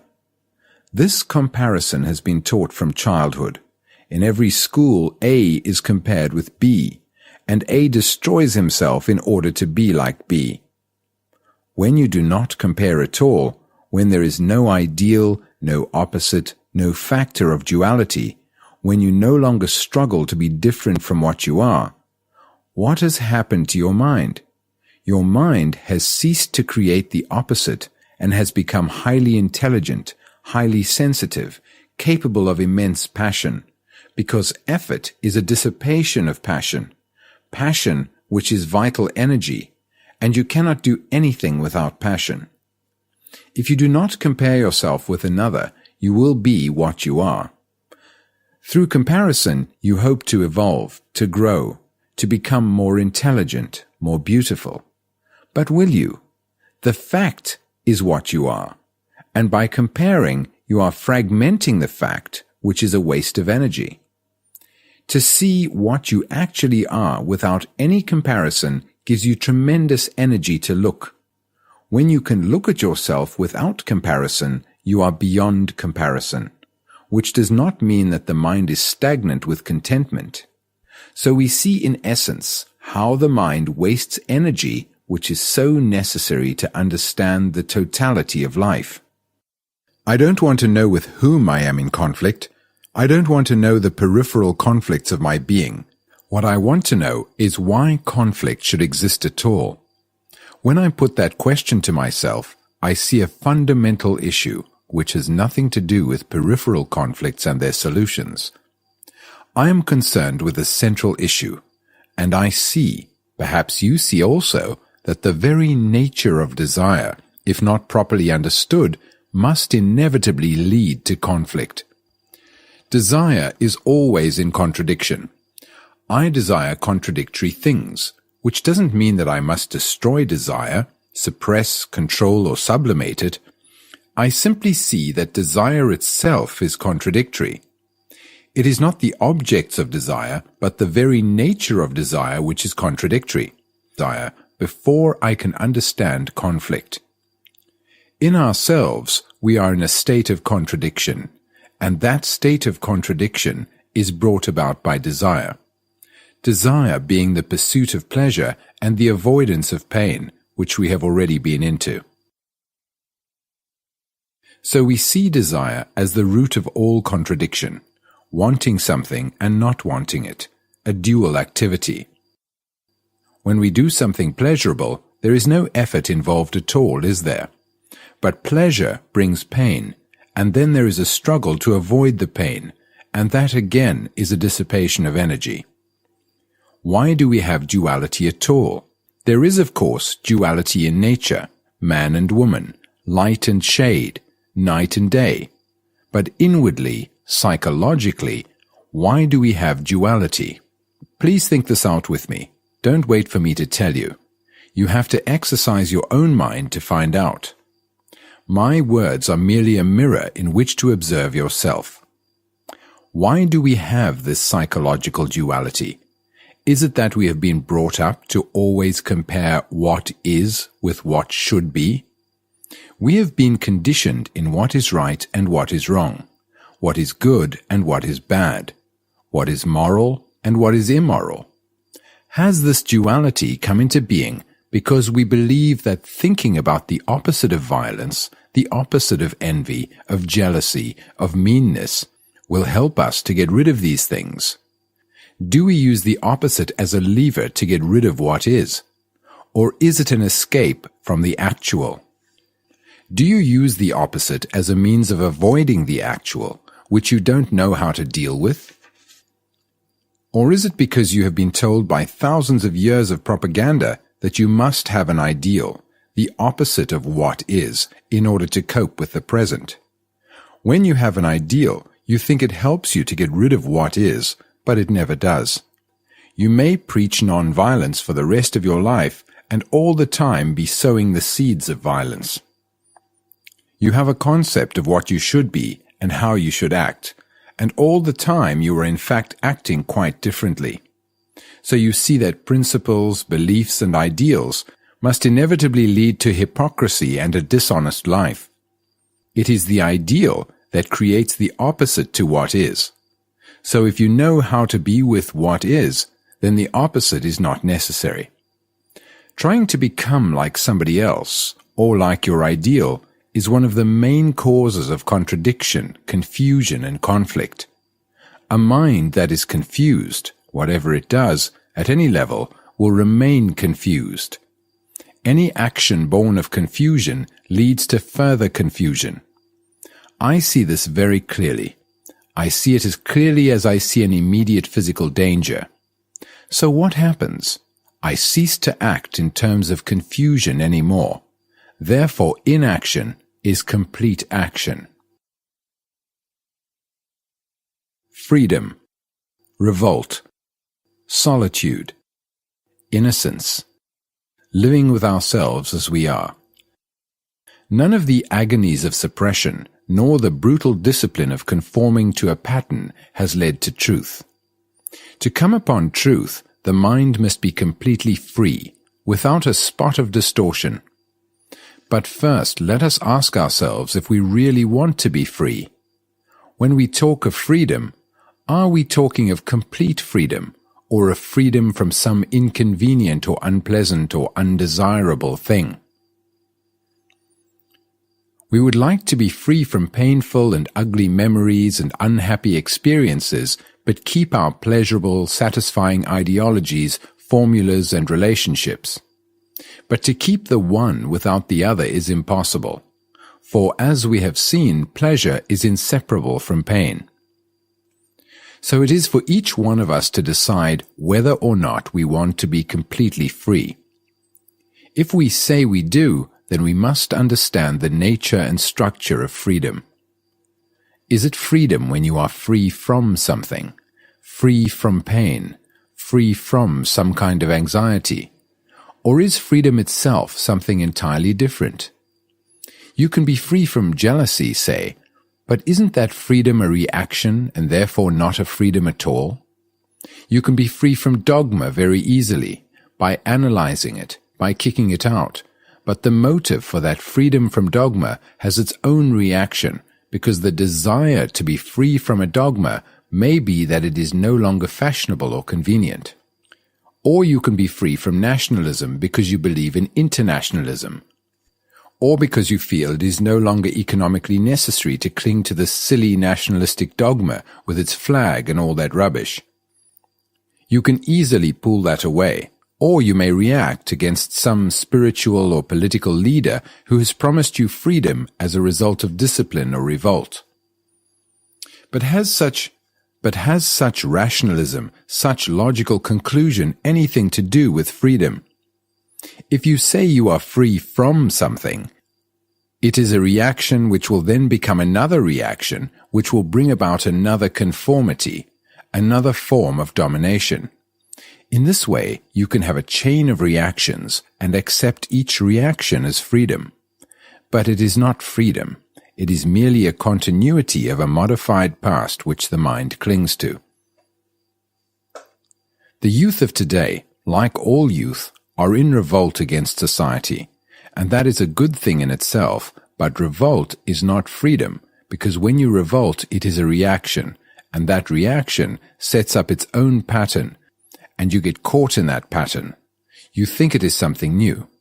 It is not. It is the old in a different mold. Any social or political revolt will inevitably revert to the good old bourgeois mentality. Freedom comes only when you see and act, never through revolt. Never through revolt. The seeing is the acting, and such action is as instantaneous as when you see danger. Then there is no cerebration, no discussion or hesitation. The danger itself compels the act, and therefore to see is to act and to be free. Freedom is a state of mind, not freedom from something, but a sense of freedom, a freedom to doubt and question everything, and therefore so intense, active and vigorous that it throws away every form of dependence, slavery, conformity and acceptance. Such freedom implies being completely alone. But can the mind brought up in a culture so dependent on environment and its own tendencies ever find that freedom, which is complete solitude, and in which there is no leadership, no tradition, and no authority? This solitude is an inward state of mind, which is not dependent on any stimulus or any knowledge, and is not the result of any experience or conclusion. Most of us, inwardly, are never alone. There is a difference between isolation, cutting oneself off, and aloneness, solitude. We all know what it is to be isolated, building a wall around oneself in order never to be hurt, never to be vulnerable, or cultivating detachment, which is another form of agony, or living in some dreamy ivory tower of ideology. Aloneness is something quite different. You are never alone because you are full of all the memories, all the conditioning, all the mutterings of yesterday. Your mind is never clear of all the rubbish it has accumulated. To be alone, you must die to the past. When you are alone, totally alone, not belonging to any family, any nation, any culture, any particular continent, there is that sense of being an outsider. The man who is completely alone in this way is innocent, and it is this innocency that frees the mind from sorrow. We carry about with us the burden of what thousands of people have said and the memories of all our misfortunes. To abandon all that totally is to be alone, and the mind that is alone is not only innocent but young, not in time or age, but young, innocent, alive at whatever age. And only such a mind can see that which is truth and that which is not measurable by words. In this solitude, you will begin to understand the necessity of living with yourself as you are, not as you think you should be or as you have been. See if you can look at yourself without any tremor, any false modesty, any fear, any justification or condemnation. Just live with yourself as you actually are. It is only when you live with something intimately that you begin to understand it, but the moment you get used to it, get used to your own anxiety or envy or whatever it is, you are no longer living with it. If you live by a river, after a few days you do not hear the sound of the water anymore. Or if you have a picture in the room which you see every day, you lose it after a week. It is the same with the mountains, the valleys, the trees, the same with your family, your husband, your wife. But to live with something like jealousy, envy, or anxiety, you must never get used to it, never accept it. You must care for it as you would care for a newly planted tree, protect it against the sun, against the storm. You must care for it, not condemn it or justify it. Therefore, you begin to love it. When you care for it, you are beginning to love it. It is not that you love being envious or anxious, as so many people do, but rather that you care for watching. So can you and I, live with what we actually are, knowing ourselves to be dull, envious, fearful, believing we have tremendous affection when we have not, getting easily hurt, easily flattered and bored. Can we live with all that, neither accepting it nor denying it, without becoming morbid, depressed, or elated? Now let us ask ourselves a further question. Is this freedom, this solitude, this coming into contact with the whole structure of what we are in ourselves, is it to be come upon through time? That is freedom to be achieved through a gradual process? Obviously not, because as soon as you introduce time, you are enslaving yourself more and more. You cannot become free gradually.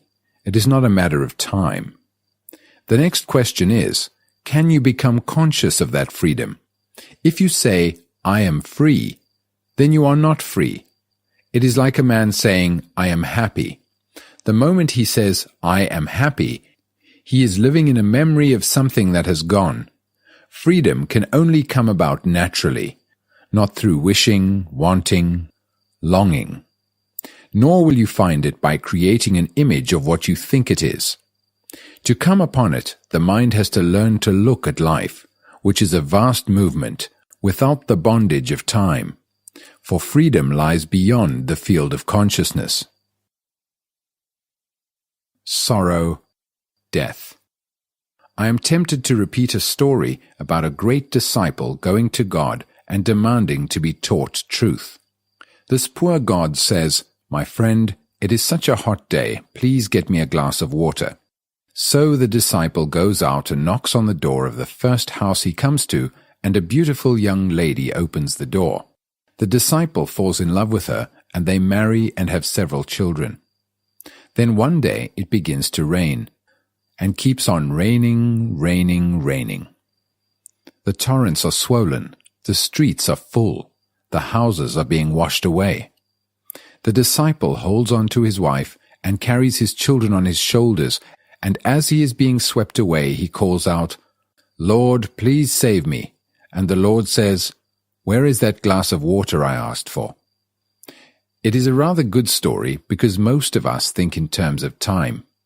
Man lives by time. Inventing the future has been his favorite game of escape. We think that changes in ourselves can come about in time, that order in ourselves can be built up little by little, added to day by day. But time doesn't bring order or peace, so we must stop thinking in terms of gradualness. This means that there is no tomorrow for us to be peaceful in. We have to be orderly on the instant.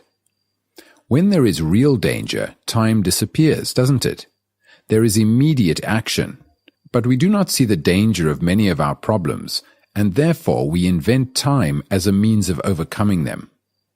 Time is a deceiver, as it doesn't do a thing to help us bring about a change in ourselves. Time is a movement which man has divided into past, present, and future, and as long as he divides it, he will always be in conflict. Is learning a matter of time? We have not learnt after all these thousands of years that there is a better way to live than by hating and killing each other. The problem of time is a very important one to understand if we are to resolve this life which we have helped to make as monstrous and meaningless as it is. The first thing to understand is that we can look at time only with that freshness and innocency of mind which we have already been into. We are confused about our many problems and lost in that confusion. Now, if one is lost in a wood, what is the first thing one does? One stops, doesn't one? One stops and looks round. But the more we are confused and lost in life, the more we chase around, searching, asking, demanding, begging. So the first thing, if I may suggest it, is that you completely stop inwardly. And when you do stop inwardly, psychologically, your mind becomes very peaceful, very clear. Then you can really look at this question of time. Problems exist only in time. That is when we meet an issue incompletely. This incomplete coming together with the issue creates the problem. When we meet a challenge partially, fragmentarily, or try to escape from it, that is, when we meet it without complete attention, we bring about a problem. And the problem continues as long as we continue to give it incomplete attention, so long as we hope to solve it one of these days. Do you know what time is? Not by the watch, not chronological time, but psychological time? It is the interval between idea and action. An idea is for self-protection, obviously. It is the idea of being secure. Action is always immediate. It is not of the past or of the future. To act must always be in the present. But action is so dangerous, so uncertain, that we conform to an idea which we hope will give us a certain safety. Do look at this in yourself. You have an idea of what is right or wrong, or an ideological concept about yourself and society. And according to that idea, you are going to act. Therefore, the action is in conformity with that idea, approximating to the idea, and hence there is always conflict. There is the idea, the interval, and action. And in that interval is the whole field of time. That interval is essentially thought. When you think you will be happy tomorrow, then you have an image of yourself achieving a certain result in time. Thought, through observation, through desire, and the continuity of that desire sustained by further thought says, "Tomorrow I shall be happy. Tomorrow I shall have success. Tomorrow the world will be a beautiful place." So thought creates that interval, which is time. Now we are asking, can we put a stop to time? Can we live so completely that there is no tomorrow for thought to think about? Because time is sorrow. That is, yesterday or 1,000 yesterdays ago, you loved, or you had a companion who has gone, and that memory remains, and you are thinking about that pleasure and that pain. You are looking back, wishing, hoping, regretting. So thought, going over it again and again, breeds this thing we call sorrow and gives continuity to time. So long as there is this interval of time which has been bred by thought, there must be sorrow. There must be continuity of fear. So one asks oneself, can this interval come to an end? If you say, will it ever end, then it is already an idea, something you want to achieve, and therefore you have an interval and you are caught again. Now take the question of death, which is an immense problem to most people. You know death, there it is walking every day by your side. Is it possible to meet it so completely that you do not make a problem of it at all? In order to meet it in such a way, all belief, all hope, all fear about it must come to an end. Otherwise you are meeting this extraordinary thing with a conclusion, an image, with a premeditated anxiety, and therefore you are meeting it with time. Time is the interval between the observer and the observed. That is, the observer, you, is afraid to meet this thing called death. You don't know what it means. You have all kinds of hopes and theories about it. You believe in reincarnation or resurrection, or in something called the soul, the Atman, a spiritual entity which is timeless and which you call by different names. Now have you found out for yourself whether there is a soul? Or is it an idea that has been handed down to you? Is there something permanent, continuous, which is beyond thought? If thought can think about it, it is within the field of thought, and therefore it cannot be permanent, because there is nothing permanent within the field of thought. To discover that nothing is permanent is of tremendous importance, for only then is the mind free. Then you can look, and in that there is great joy. You cannot be frightened of the unknown, because you do not know what the unknown is, and so there is nothing to be frightened of. Death is a word, and it is the word, the image, that creates fear. So can you look at death without the image of death? As long as the image exists from which springs thought, thought must always create fear. Then you either rationalize your fear of death and build a resistance against the inevitable, or you invent innumerable beliefs to protect you from the fear of death. Hence, there is a gap between you and the thing of which you are afraid. In this time-space interval, there must be conflict, which is fear, anxiety, and self-pity. Thought, which breeds the fear of death, says, let's postpone it, let's avoid it, keep it as far away as possible. Let's not think about it. But you are thinking about it. When you say, I won't think about it, you have already thought out how to avoid it. You are frightened of death because you have postponed it. We have separated living from dying, and the interval between the living and the dying is fear. That interval, that time, is created by fear. Living is our daily torture, daily insult, sorrow and confusion, with occasional opening of a window over enchanted seas. That is what we call living, and we are afraid to die, which is to end this misery. We would rather cling to the known than face the unknown, the known being our house, our furniture, our family, our character, our work, our knowledge, our fame, our loneliness, our gods, that little thing that moves around incessantly within itself with its own limited pattern of embittered existence. We think that living is always in the present, and that dying is something that awaits us at a distant time.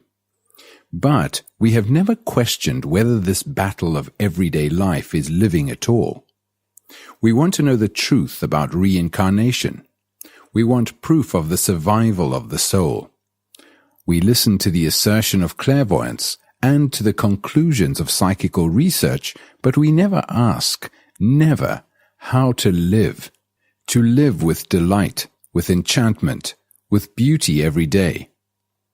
We have accepted life as it is, with all its agony and despair, and have got used to it, and think of death as something to be carefully avoided. But death is extraordinarily like life when we know how to live. You cannot live without dying. You cannot live if you do not die psychologically every minute. This is not an intellectual paradox. To live completely, wholly, every day as if it were a new loveliness, there must be dying to everything of yesterday. Otherwise you live mechanically, and a mechanical mind can never know what love is or what freedom is. Most of us are frightened of dying because we don't know what it means to live. We don't know how to live. Therefore, we don't know how to die. As long as we are frightened of life, we shall be frightened of death. The man who is not frightened of life is not frightened of being completely insecure, for he understands that inwardly, psychologically, there is no security. When there is no security, there is an endless movement, and then life and death are the same. The man who lives without conflict, who lives with beauty and love, is not frightened of death, because to love is to die.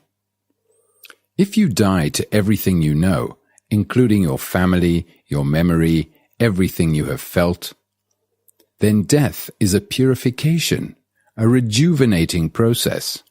Then death brings innocence, and it is only the innocent who are passionate, not the people who believe or who want to find out what happens after death. To find out actually what takes place when you die, you must die. This isn't a joke. You must die, not physically, but psychologically, inwardly. Die to the things you have cherished and to the things you are bitter about. If you have died to one of your pleasures, the smallest or the greatest, naturally, without any enforcement or argument, then you will know what it means to die. To die is to have a mind that is completely empty of itself, empty of its daily longings, pleasures, and agonies. Death is a renewal, a mutation, in which thought does not function at all, because thought is old. When there is death, there is something totally new. Freedom from the known is death, and then you are living.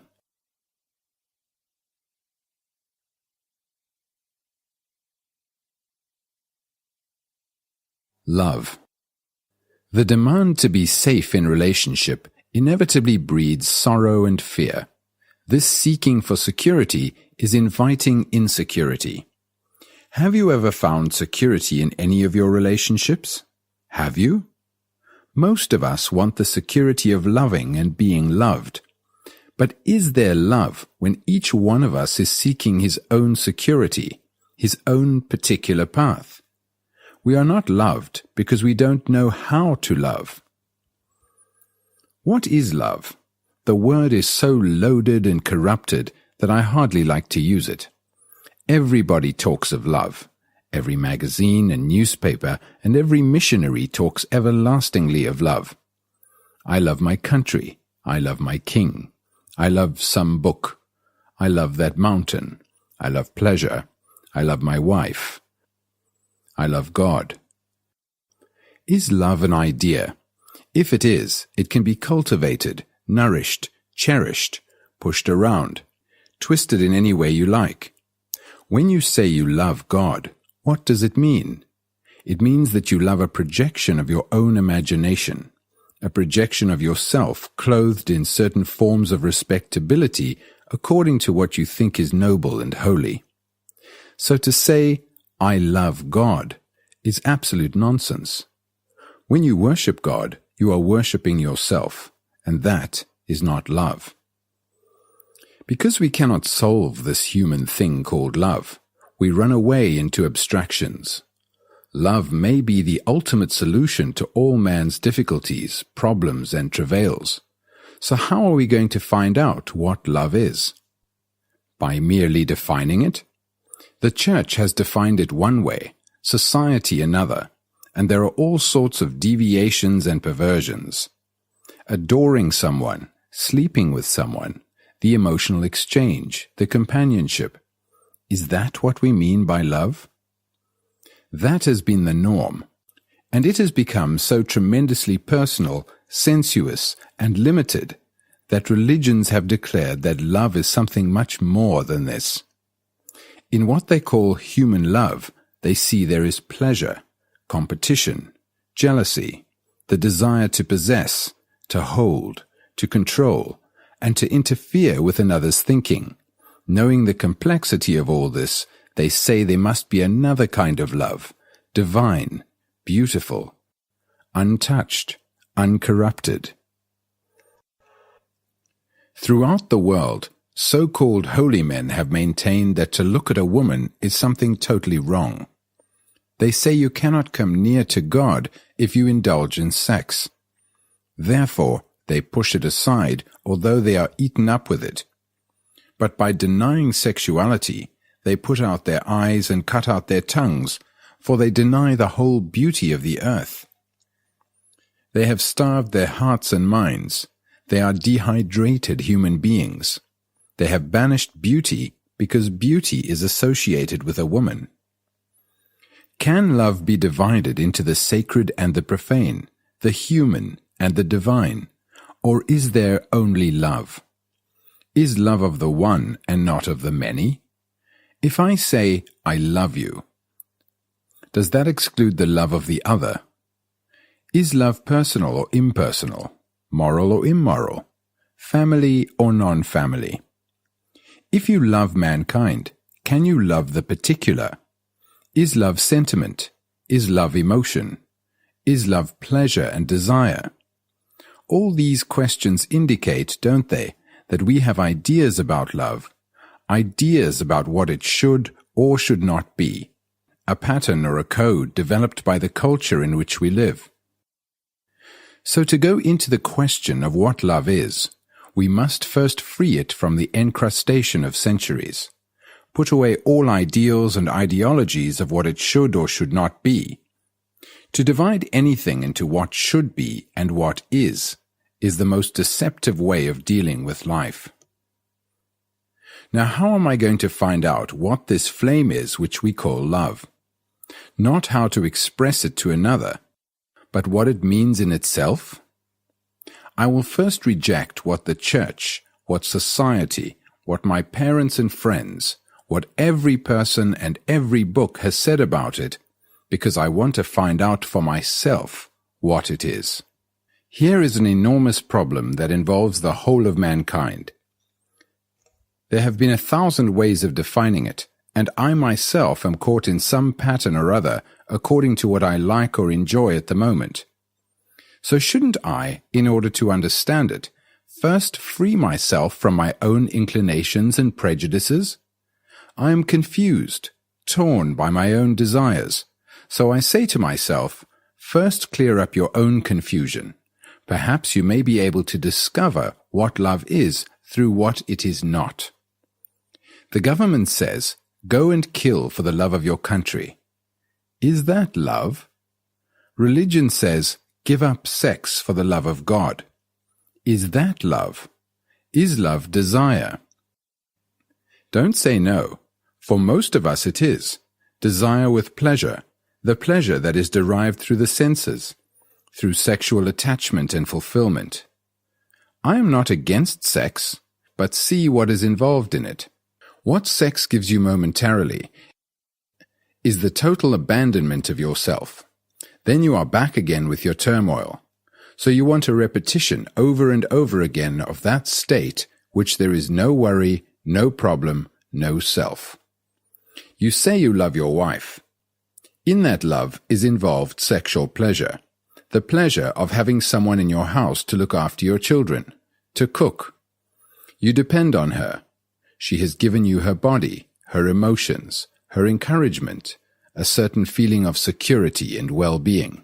Then she turns away from you. She gets bored or goes off with someone else, and your whole emotional balance is destroyed. And this disturbance, which you don't like, is called jealousy.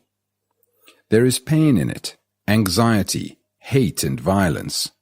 So what you are really saying is, as long as you belong to me, I love you. but the moment you don't, I begin to hate you. As long as I can rely on you to satisfy my demands, sexual and otherwise, I love you, but the moment you cease to supply what I want, I don't like you. So there is antagonism between you, there is separation, and when you feel separate from another, there is no love. But if you can live with your wife without creating all these contradictory states, these endless quarrels in yourself, then perhaps, you will know what love is. Then you are completely free, and so is she. Whereas if you depend on her for all your pleasure, you are a slave to her. So when one loves, there must be freedom, not only from the other person, but from oneself. This belonging to another, being psychologically nourished by another, depending on another, in all this there must always be anxiety, fear, jealousy, guilt, and so long as there is fear, there is no love. A mind ridden with sorrow will never know what love is. Sentimentality and emotionalism have nothing whatsoever to do with love. And so, love is not to do with pleasure and desire. Love is not the product of thought, which is the past. Love cannot possibly cultivate love. Love is not hedged about and caught in jealousy, for jealousy is of the past. Love is always present. It is not, I will love, or I have loved. If you know love, you will not follow anybody. Love does not obey. When you love, there is neither respect nor disrespect. Don't you know what it means really to love somebody? To love without hate, without jealousy, without anger, without wanting to interfere with what he is doing or thinking, without condemning, without comparing. Don't you know what it means? Where there is love, is there comparison? When you love someone with all your heart, with all your mind, with all your body, with your entire being, is there comparison? When you totally abandon yourself to that love, there is not the other. Does love have responsibility and duty? And will it use those words? When you do something out of duty, is there any love in it? In duty, there is no love. The structure of duty in which the human being is caught is destroying him. So long as you are compelled to do something because it is your duty, you don't love what you are doing. When there is love, there is no duty and no responsibility. Most parents unfortunately think they are responsible for their children, and their sense of responsibility takes the form of telling them what they should do and what they should not do, what they should become and what they should not become. The parents want their children to have a secure position in society. What they call responsibility is part of that respectability they worship. And it seems to me that where there is respectability, there is no order. They are concerned only with becoming a perfect bourgeois. When they prepare their children to fit into society, they are perpetuating war, conflict, and brutality. Do you call that care and love? Really, to care is to care as you would for a tree or a plant, watering it, studying its needs, the best soil for it, looking after it with gentleness and tenderness. But when you prepare your children to fit into society, you are preparing them to be killed. If you loved your children, you would have no war. When you lose someone you love, you shed tears. Are your tears for yourself or for the one who is dead? Are you crying for yourself or for another? Have you ever cried for another? Have you ever cried for your son who is killed on the battlefield? You have cried, but do those tears come out of self-pity, or have you cried because a human being has been killed? If you cry out of self-pity, your tears have no meaning because you are concerned about yourself. If you are crying because you are bereft of one in whom you have invested a great deal of affection, it was not really affection. When you cry for your brother who dies, cry for him. It is very easy to cry for yourself because he is gone. Apparently you are crying because your heart is touched, but it is not touched for him. It is only touched by self-pity, and self-pity makes you hard, encloses you, makes you dull and stupid. When you cry for yourself, is it love? Crying because you are lonely, because you have been left, because you are no longer powerful, complaining of your lot, your environment, always you in tears. If you understand this, which means to come in contact with it as directly as you would touch a tree or a pillar or a hand, then you will see that sorrow is self-created. Sorrow is created by thought. Sorrow is the outcome of time. I had my brother 3 years ago. Now he is dead. Now I am lonely, aching.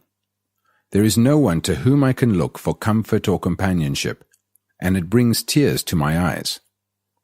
You can see all this happening inside yourself if you watch it. You can see it fully, completely in one glance, not take analytical time over it.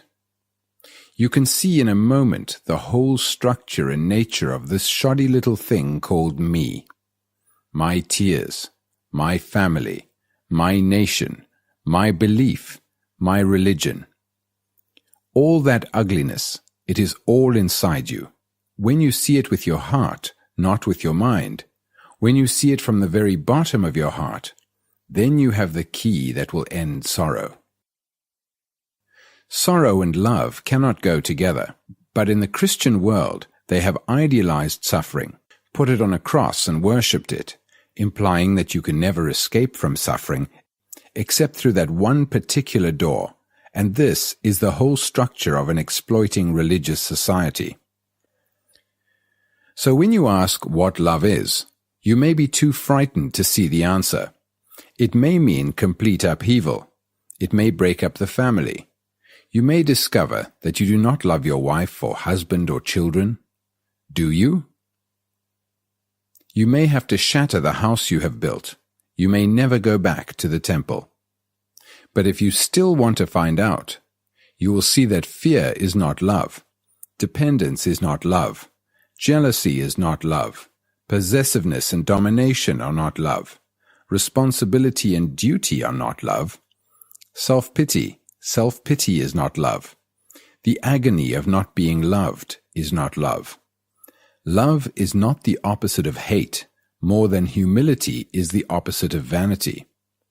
So if you can eliminate all these, not by forcing them, but by washing them away as the rain washes the dust of many days from a leaf, then perhaps you will come upon this strange flower which man always hungers after. If you have not got love, not just in little drops but in abundance, if you are not filled with it, the world will go to disaster. You know intellectually that the unity of mankind is essential, and that love is the only way. But who is going to teach you how to love? Will any authority, any method, any system tell you how to love? If anyone tells you, it is not love. Can you say, I will practice love? I will sit down day after day and think about it.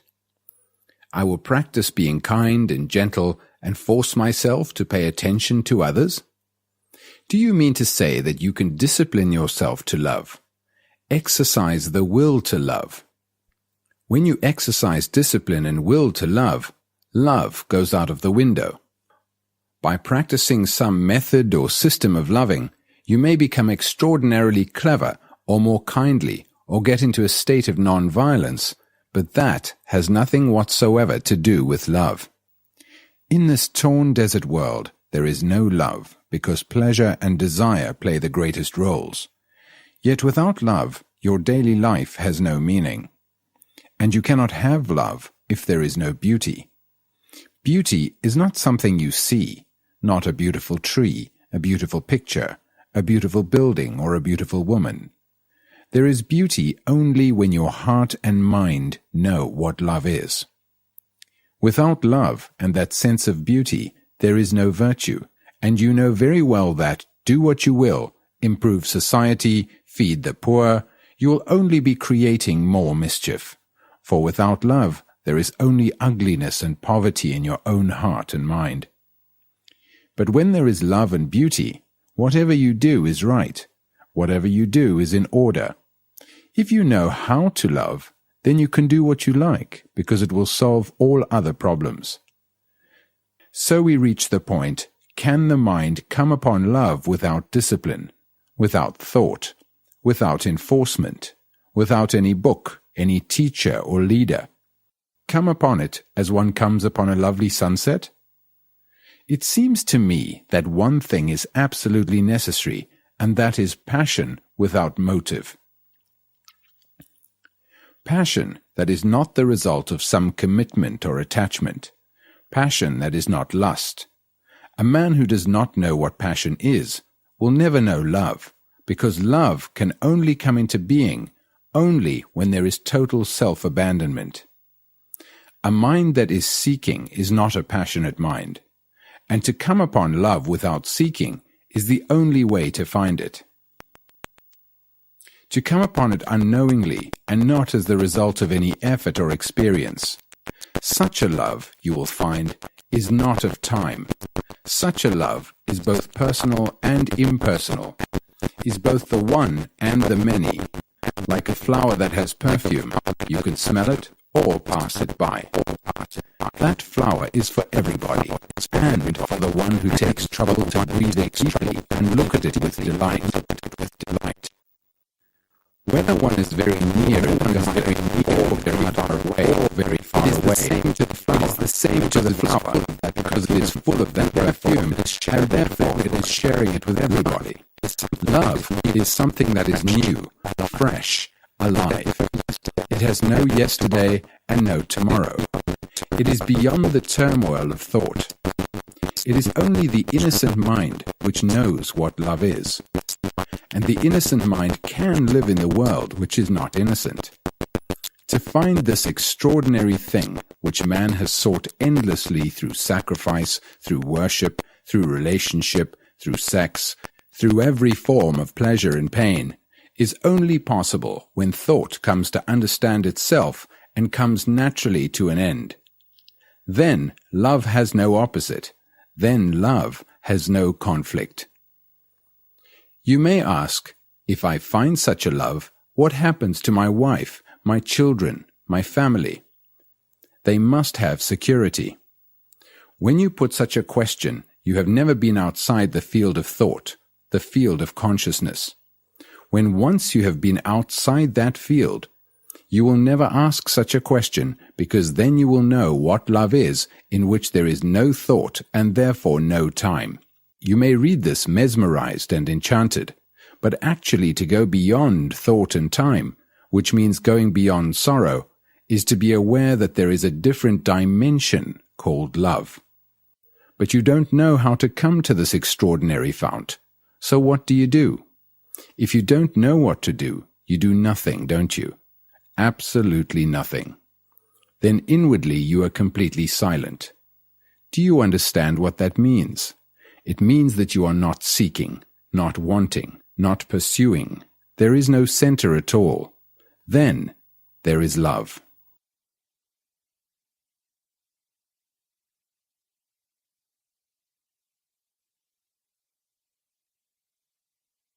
To look and to listen. Art, beauty, austerity, images, problems, space. A guarantee for the rest of their lives of continuous emotional satisfaction. We have been inquiring into the nature of love and have come to a point, I think, which needs much greater penetration, a much greater awareness of the issue. We have discovered that for most people, love means comfort, security, a guarantee for the rest of their lives of continuous emotional satisfaction. Then someone like me comes along and says, "Is that really love?" and questions you and asks you to look inside yourself. And you try not to look because it is very disturbing. You would rather discuss the soul or the political or economic situation, but when you are driven into a corner to look, you realize that what you have always thought of love is not love at all. It is a mutual gratification, a mutual exploitation. When I say love has no tomorrow and no yesterday, or When there is no center, then there is love. It has reality for me, but not for you. You may quote it and make it into a formula, but that has no validity. You have to see it for yourself. But to do so, there must be freedom to look, freedom from all condemnation, all judgment, all agreeing or disagreeing. Now, to look is one of the most difficult things in life, or to listen. To look and listen are the same. If your eyes are blinded with your worries, you cannot see the beauty of the sunset. Most of us have lost touch with nature. Civilization is tending more and more towards large cities. We are becoming more and more an urban people, living in crowded apartments and having very little space even to look at the sky of an evening and morning. And therefore, we are losing touch with a great deal of beauty. I don't know if you have noticed how few of us look at a sunrise or a sunset or the moonlight or the reflection of light on water. Having lost touch with nature, we naturally tend to develop intellectual capacities. We read a great many books, go to a great many museums and concerts, watch television, and have many other entertainments. We quote endlessly from other people's ideas and think and talk a great deal about art.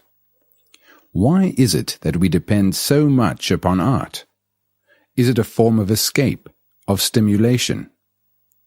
If you are directly in contact with nature, if you watch the movement of a bird on the wing, see the beauty of every movement of the sky, watch the shadows on the hills or the beauty on the face of another, do you think you will want to go to any museum to look at any picture?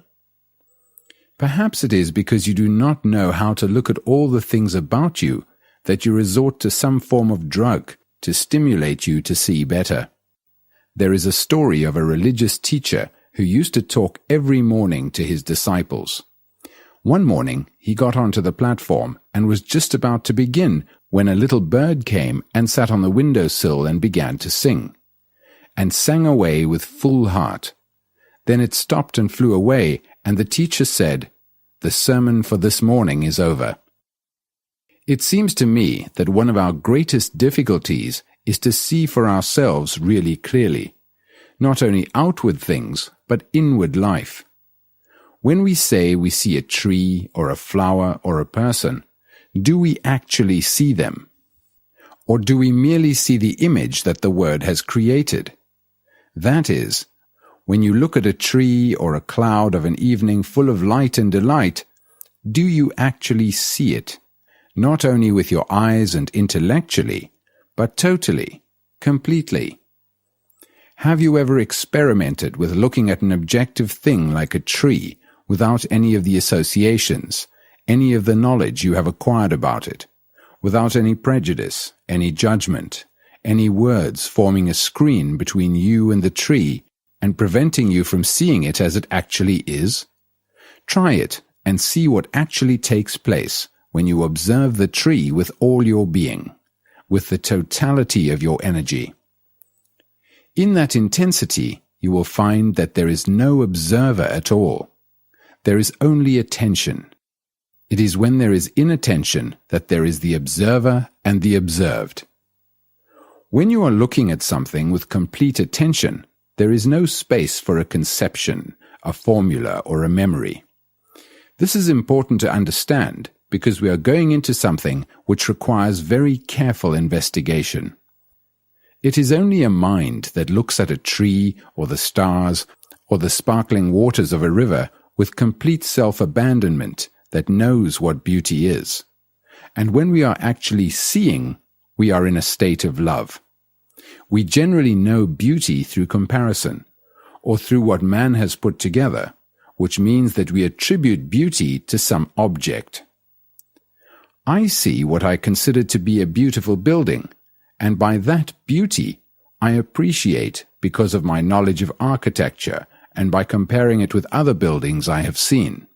But now I am asking myself, is there a beauty without object? When there is an observer who is the sensor, the experiencer, the thinker, There is no beauty because beauty is something external, something the observer looks at and judges.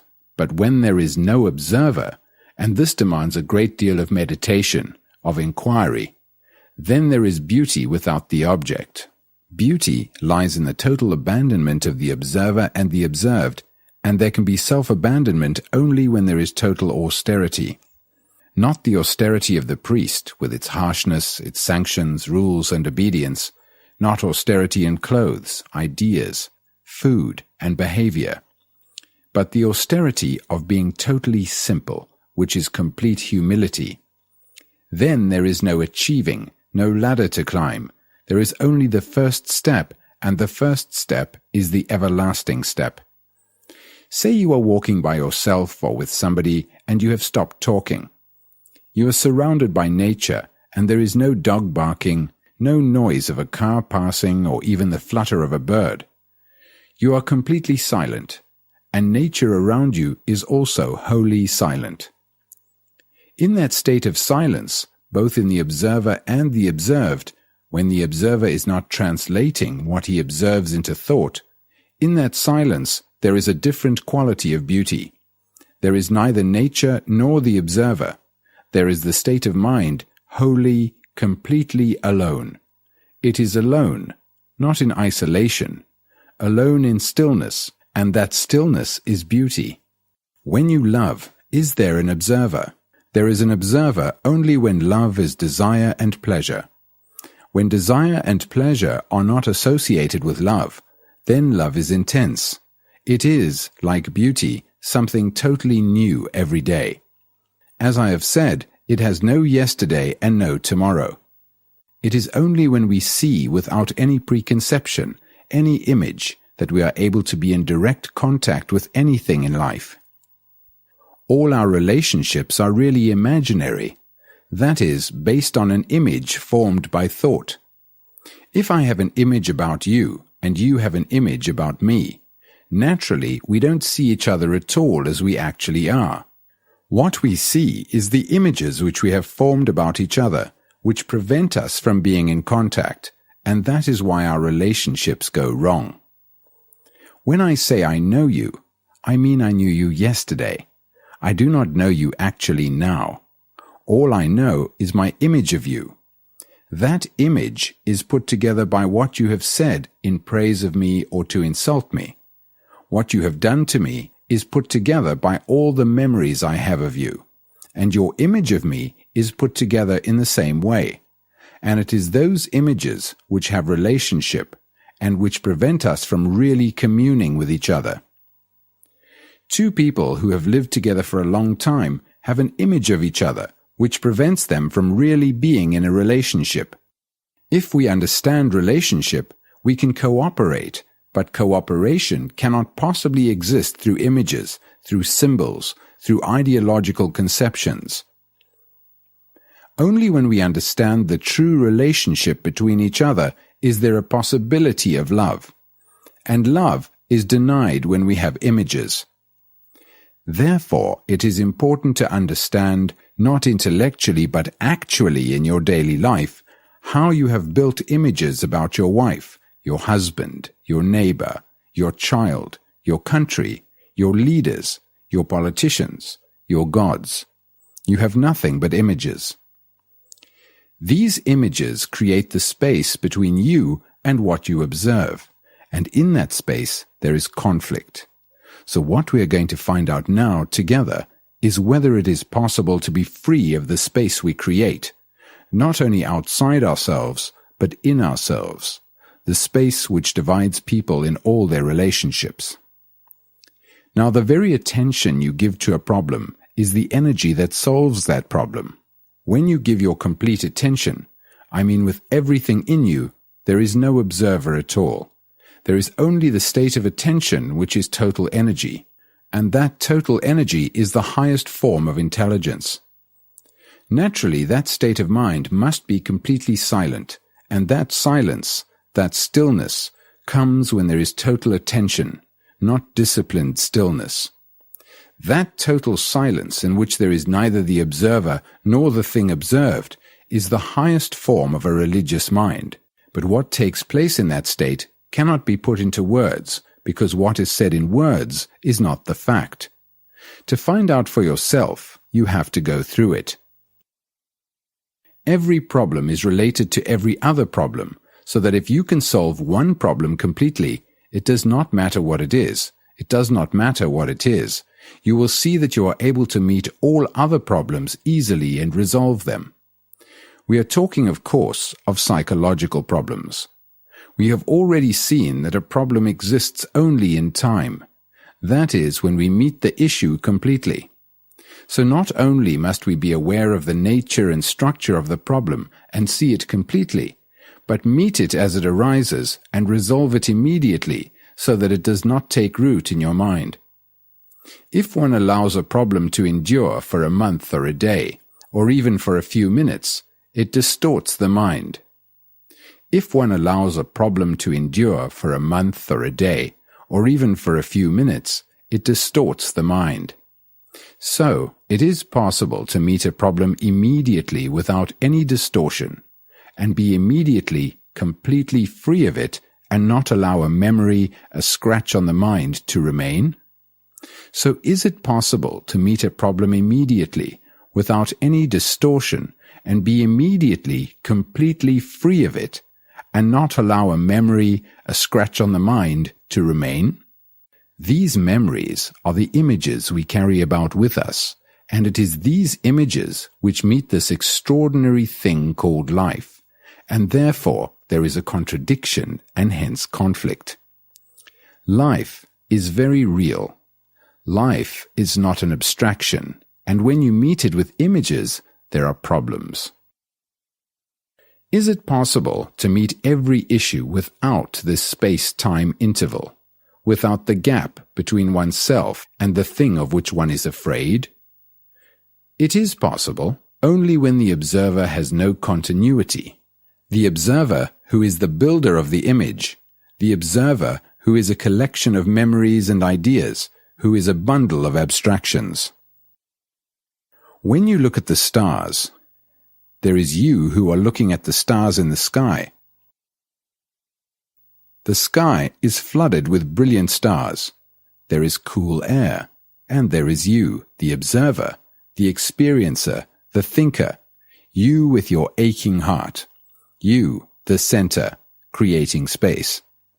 You will never understand about the space between yourself and the stars, yourself and your wife or husband or friend, because you have never looked without the image, and that is why you do not know what beauty is or what love is. You talk about it, you write about it, but you have never known it except perhaps at rare intervals of self-abandonment.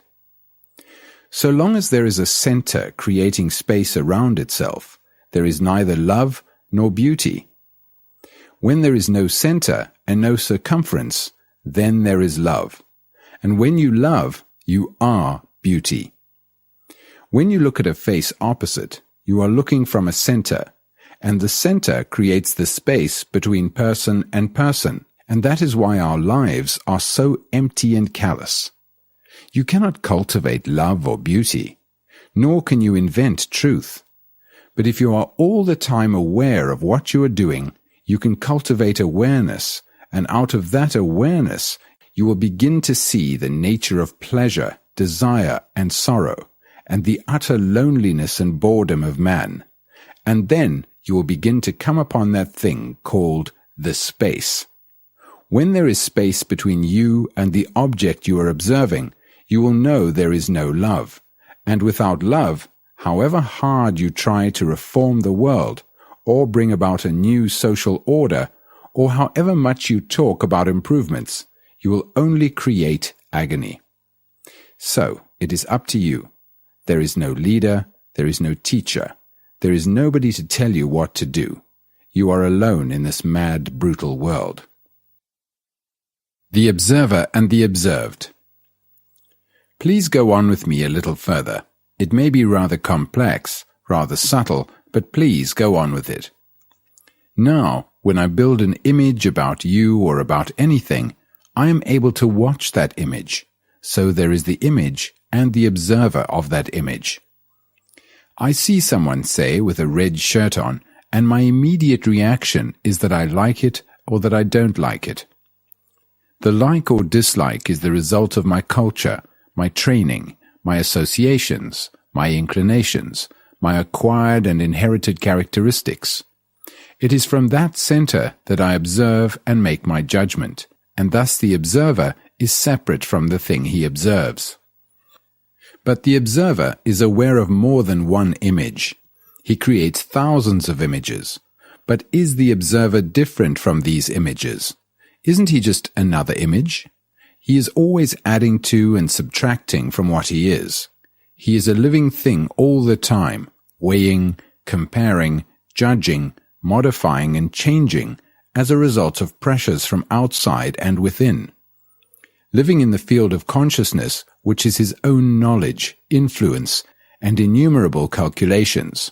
At the same time, when you look at the observer, who is yourself, you see that he is made up of memories, experiences, accidents, influences, traditions, and infinite varieties of suffering, all of which are the past. So the observer is both the past and the present, and tomorrow is waiting, and that is also a part of him. He is half alive and half dead, and with this death and life he is looking with the dead and living leaf.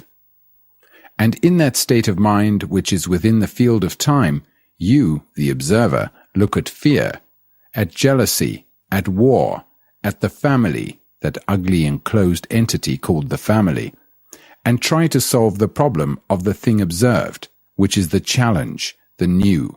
You are always translating the new in terms of the old, and therefore are everlastingly in conflict. One image, as the observer, observes dozens of other images around himself and inside himself, and he says, I like this image, I'm going to keep it, or I don't like that image, so I'll get rid of it. But the observer himself has been put together by the various images which have come into being through reaction to various other images. So we come to a point where we can say, the observer is also the image. Only he has separated himself and observes. This observer, who has come into being through various other images, thinks himself permanent, and between himself and the images he has created, there is a division, a time interval. This creates conflict between himself and the images he believes to be the cause of his troubles. So then he says, I must get rid of this conflict. But the very desire to get rid of the conflict creates another image. Awareness of all this, which is real meditation, has revealed that there is a central image put together by all the other images, and this central image, the observer, is the censor, the experiencer, the evaluator, the judge who wants to conquer or subjugate the other images or destroy them altogether. The other images are the result of judgments, opinions, and conclusions by the observer, and the observer is the result of all the other images. Therefore, the observer is the observed. So awareness has revealed the different states of one's mind, has revealed the various images and the contradiction between the images, has revealed the resulting conflict and the despair at not being able to do anything about it, and the various attempts to escape from it. All this has been revealed through cautious, hesitant awareness, and then comes the awareness that the observer is the observed. It is not a superior entity who becomes aware of this. It is not a higher self. The superior entity, the higher self, are merely inventions, further images. It is the awareness itself which had revealed that the observer is the observed. If you ask yourself a question, who is the entity who is going to receive the answer? And who is the entity who is going to inquire? If the entity is part of consciousness, part of thought, then it is incapable of finding out. What it can find out is only a state of awareness. But if in that state of awareness there is still an entity who says, I must be aware, I must practice awareness, that again is another image. This awareness that the observer is the observed is not a process of identification with the observed. To identify ourselves with something is fairly easy. Most of us identify ourselves with something, with our family, our husband, our wife, our nation, and that leads to great misery and great wars. We are considering something entirely different, and we must understand it not verbally, but in our core, right at the root of our being. In ancient China, before an artist began to paint anything, a tree for instance, he would sit down in front of it for days, months, years. It didn't matter how long, until he was the tree.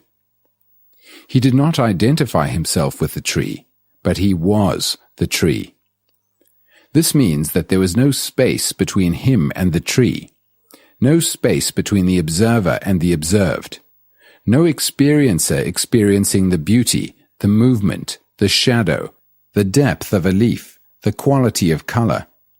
He was totally the tree, and in that state only could he paint.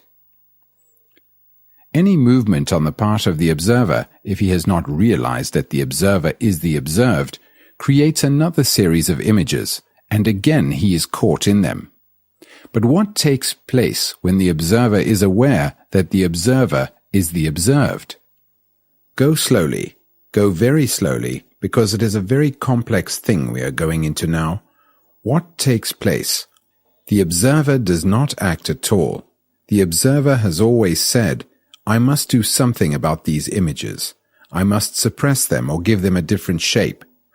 He is always active in regard to the observed, acting and reacting passionately or casually, and this action of like and dislike on the part of the observer is called positive action. I like, therefore I must hold. I dislike, therefore I must get rid of. But when the observer realizes that the thing about which he is acting is himself, then there is no conflict between himself and the image. He is that. He is not separate from that. When he was separate, he did or tried to do something about it. But when the observer realizes that he is that, then there is no like or dislike, and the conflict ceases. For what is he to do? If something is you, what can you do? You cannot rebel against it or run away from it or even accept it. It is there. So all action that is the outcome of reaction to like and dislike has come to an end. Then you will find that there is an awareness that has become tremendously alive. It is not bound to any central issue or to any image. And from that intensity of awareness, there is a different quality of attention, and therefore the mind, because the mind is this awareness, has become extraordinarily sensitive and highly intelligent. What is thinking? Ideas and action, challenge, matter, the beginning of thought. Let us now go into the question of what is thinking, the significance of that thought which must be exercised with care, logic and sanity for our daily work, and that which has no significance at all. Unless we know the two kinds, we cannot possibly understand something deeper which thought cannot touch. So let us try to understand this whole complex structure of what is thinking, what is memory, how thought originates, how thought conditions all our actions. And in understanding all this, we shall perhaps come across something which thought has never discovered, which thought cannot open the door to. Why has thought become so important in all our lives? Thought being ideas, being the response to the accumulated memories in the brain cells. Perhaps many of you have not even asked such a question before, or if you have, you may have said, it's of very little importance. What is important is emotion. But I don't see how you can separate the two. If thought doesn't give continuity to feeling, feeling dies very quickly. So why in our daily lives, in our grinding, boring, frightened lives, has thought taken on such an inordinate importance? Ask yourself, as I am asking myself, why is one a slave to thought? Cunning, clever thought, which can organize, which can start things, which has invented so much, bred so many wars, created so much fear, so much anxiety, which is forever creating images and chasing its own tail. Thought, which has enjoyed the pleasure of yesterday and given that pleasure continuity in the present and also in the future. Thought, which is always active, chattering, moving, constructing, taking away, adding, supposing. Ideas have become far more important to us than action. Ideas so cleverly expressed in books by the intellectuals in every field. The more cunning, the more subtle those ideas are, the more we worship them and the books that contain them. We are those books. We are those ideas. So heavily conditioned are we by them. We are forever discussing ideas and ideals and dialectically offering opinions. Every religion has its dogma, its formula, its own scaffold to reach the gods. And when inquiring into the beginning of thought, we are questioning the importance of this whole edifice of ideas. We have separated ideas from action because ideas are always of the past and action is always the present. That is, living is always the present. We are afraid of living, and therefore the past, as ideas, has become so important to us. It is really extraordinarily interesting to watch the operation of one's own thinking, just to observe how one thinks, where that reaction we call thinking springs from. Obviously from memory. Is there a beginning to thought at all? If there is, can we find out its beginning? That is the beginning of memory, because if we had no memory, we would have no thought. We have seen how thought sustains and gives continuity to a pleasure that we had yesterday, and how thought also sustains the reverse of pleasure, which is fear and pain. So the experiencer, who is the thinker, is the pleasure and the pain, and also the entity who gives nourishment to the pleasure and pain. The thinker separates pleasure from pain. He doesn't see that in the very demand for pleasure, he is inviting pain and fear. Thought in human relationships is always demanding pleasure, which it covers by different words like loyalty, helping, giving, sustaining, serving. I wonder why we want to serve. The petrol station offers good service. What do those words mean? To help, to give, to serve. What is it all about? Does a flower full of beauty, light, and loveliness say, I am giving, helping, serving? It is. And because it is not trying to do anything, it covers the earth. Thought is so cunning, so clever, that it distorts everything for its own convenience. Thought, in its demand for pleasure, brings its own bondage. Thought is the breeder of duality in all our relationships. There is violence in us, which gives us pleasure, but there is also the desire for peace, the desire to be kind and gentle. This is what is going on all the time in our lives. Thought not only breeds this duality in us, this contradiction, but it also accumulates the innumerable memories we have had of pleasure and pain, and from these memories it is reborn. So thought is the past. Thought is always old, as I have already said. As every challenge is met in terms of the past, a challenge being always new, our meeting of the challenge will always be totally inadequate. Hence contradiction, conflict, and all the misery and sorrow we are heir to. Our little brain is in conflict whatever it does, whether it aspires, imitates, conforms, suppresses, sublimates, takes drugs to expand itself. Whatever it does, it is in a state of conflict and will produce conflict.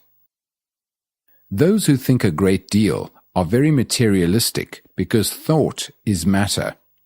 Thought is matter as much as the floor, the wall, the telephone are matter. Energy functioning in a pattern becomes matter. There is energy and there is matter. That is all life is. We may think thought is not matter, but it is. Thought is matter as an ideology. Where there is energy, it becomes matter. Matter and thought are interrelated. The one cannot exist without the other, and the more harmony there is between the two, the more balance, the more active the brain cells are. Thought has set up this pattern of pleasure, pain, fear, and has been functioning inside it for thousands of years and cannot break the pattern because it has created it. A new fact cannot be seen by thought. It can be understood later by thought, verbally, but the understanding of a new fact is not reality to thought. Thought can never solve any psychological problem, however clever, however cunning, however erudite. Whether the structure thought creates through science, through an electronic brain, through compulsion or necessity, thought is never new, and therefore it can never answer any tremendous question. The old brain cannot solve the enormous problem of living. Thought is crooked because it can invent anything and see things that are not there. It can perform the most extraordinary tricks, and therefore it cannot be depended upon. But if you understand the whole structure of how you think, why you think, the words you use, the way you behave in your daily life, the way you talk to people, the way you treat people, the way you walk, the way you eat, if you are aware of all these things, then your mind will not deceive you. Then there is nothing to be deceived. The mind, then, is not something that demands, that subjugates. It becomes extraordinarily quiet, pliable, sensitive, alone. And in that state, there is no deception whatsoever. Have you ever noticed that when you are in a state of complete attention, the observer, the thinker, the center, the me, comes to an end? In that state of attention, thought begins to wither away. If one wants to see a thing very clearly, one's mind must be very quiet. Without all the prejudices, the chattering, the dialogue, the images, the pictures, all that must be put aside to look. And it is only in silence that you can observe the beginning of thought, not when you are searching, asking questions, waiting for a reply. So it is only when you are completely quiet, right through your being, having put that question, what is the beginning of thought, that you will begin to see out of that silence how thought takes shape. If there is an awareness of how thought begins, then there is no need to control thought. We spend a great deal of time and waste a great deal of energy all through our lives, not only at school trying to control our thoughts. This is a good thought, I must think about it a lot. This is an ugly thought, I must suppress it. There is a battle going on all the time between one thought and another, one desire and another, one pleasure dominating all other pleasures. But if there is an awareness of the beginning of thought, then there is no contradiction in thought. Now, when you hear a statement like, thought is always old, or time is sorrow, thought begins to translate it and interpret it. But the translation and interpretation are based on yesterday's knowledge and experience, so you will invariably translate according to your conditioning. But if you look at those statements and do not interpret them all, but just give them your complete attention, not concentration, you will find that there is neither the observer nor the observed, neither the thinker nor the thought. Don't say, which began first. That is a clever argument which leads nowhere. You can observe in yourself that as long as there is no thought, which doesn't mean a state of amnesia, of blankness, as long as there is no thought derived from memory, experience, or knowledge, which are all of the past, there is no thinker at all. This is not a philosophical or mystical affair. We are dealing with actual facts, and you will see, if you have gone this far in the journey, that you will respond to a challenge not with the old brain, but totally anew. The burdens of yesterday, the quiet mind, communication, achievement, discipline, silence, truth and reality. In the life we generally lead, there is very little solitude. Even when we are alone, our lives are crowded by so many influences, so much knowledge, so many memories of so many experiences, so much anxiety, misery, and conflict that our minds become duller and duller, more and more insensitive, functioning in a monotonous routine. Are we ever alone, or are we carrying with us all the burdens of yesterday? There's a rather nice story of two monks walking from one village to another, and they come upon a girl sitting on the bank of a river crying. And one of the monks goes up to her and says, "Sister, what are you crying about?" She says, "You see that house over there across the river? I came over this morning early and had no trouble wading across, but now the river has swollen and I can't get back. There is no boat." "Oh," says the monk, "that is no problem at all." And he picks her up and carries her across the river and leaves her on the other side. And the two monks go on together. After a couple of hours, the other monk says, "Brother, we have taken a vow never to touch a woman. What you have done is a terrible sin. Didn't you have pleasure, a great sensation, in touching a woman?" And the other monk replies, "I left her behind 2 hours ago. You are still carrying her, aren't you?" That is what we do. We carry our burdens all the time. We never die to them.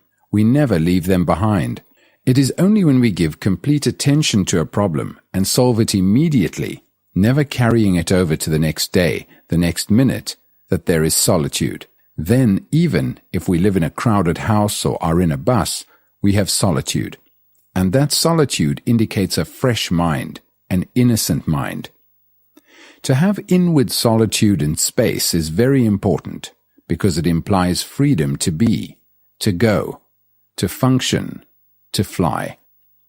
After all, goodness can only flower in space, just as virtue can flower only when there is freedom.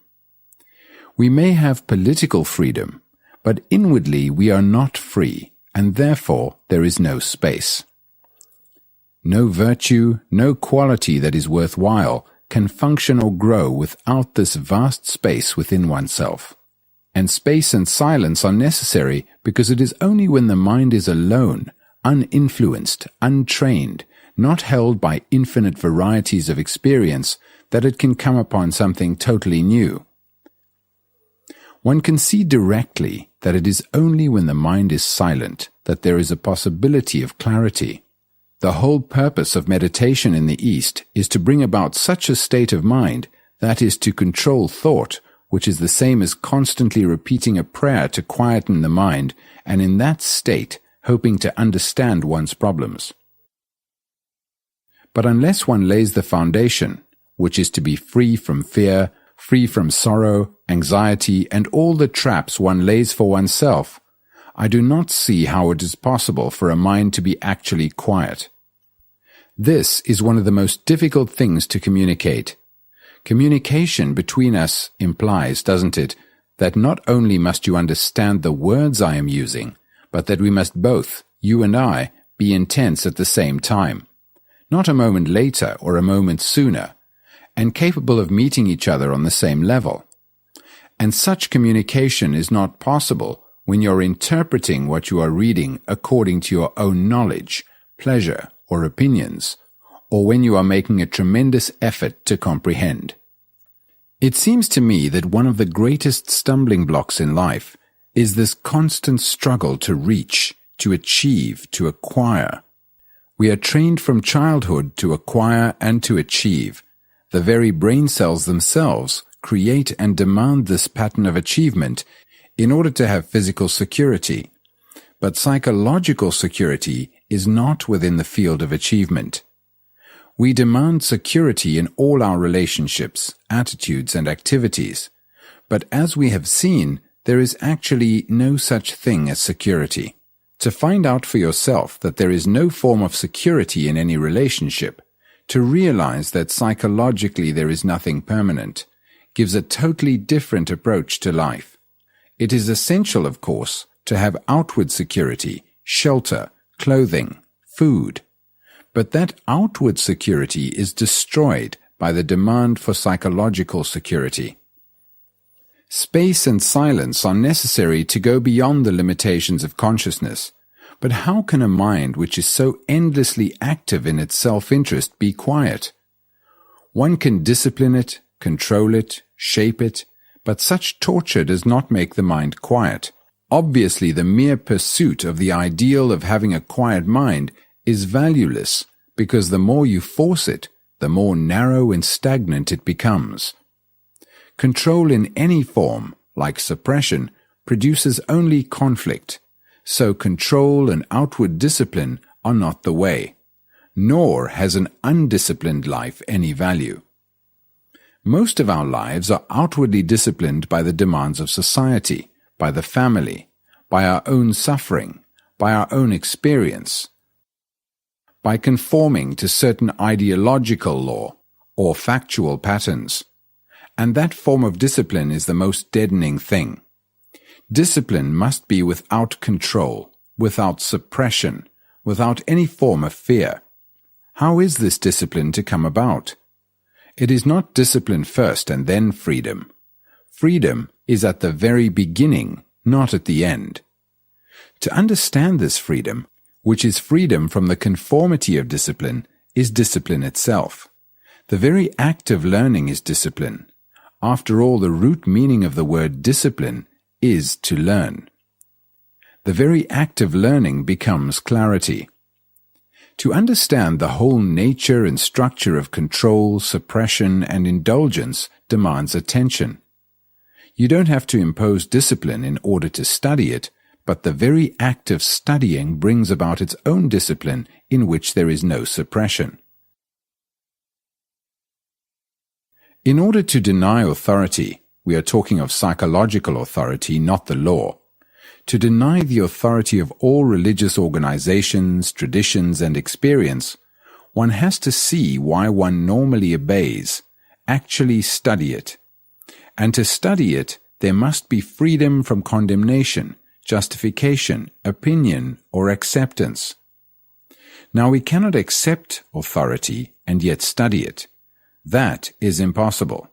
To study the whole psychological structure of authority within ourselves, there must be freedom. And when we are studying, we are denying the whole structure. And when we do deny, that very denial is the light of the mind that is free from authority. Negation of everything that has been considered worthwhile, such as outward discipline, leadership, idealism, is to study it. Then that very act of studying is not only discipline but the negative of it, and the very denial is a positive act. So we are negating all those things that are considered important to bring about the quietness of the mind. Thus we see it is not control that leads to quietness, nor is the mind quiet when it has an object which is so absorbing that it gets lost in that object. This is like giving a child an interesting toy. He becomes very quiet. But remove the toy, and he returns to his mischief-making. We all have our toys which absorb us, and we think we are very quiet, but if a man is dedicated to a certain form of activity, scientific, literary, or whatever it is, the toy merely absorbs him, and he is not really quiet at all. The only silence we know is the silence when noise stops, the silence when thought stops, but that is not silence. Silence is something entirely different, like beauty, like love.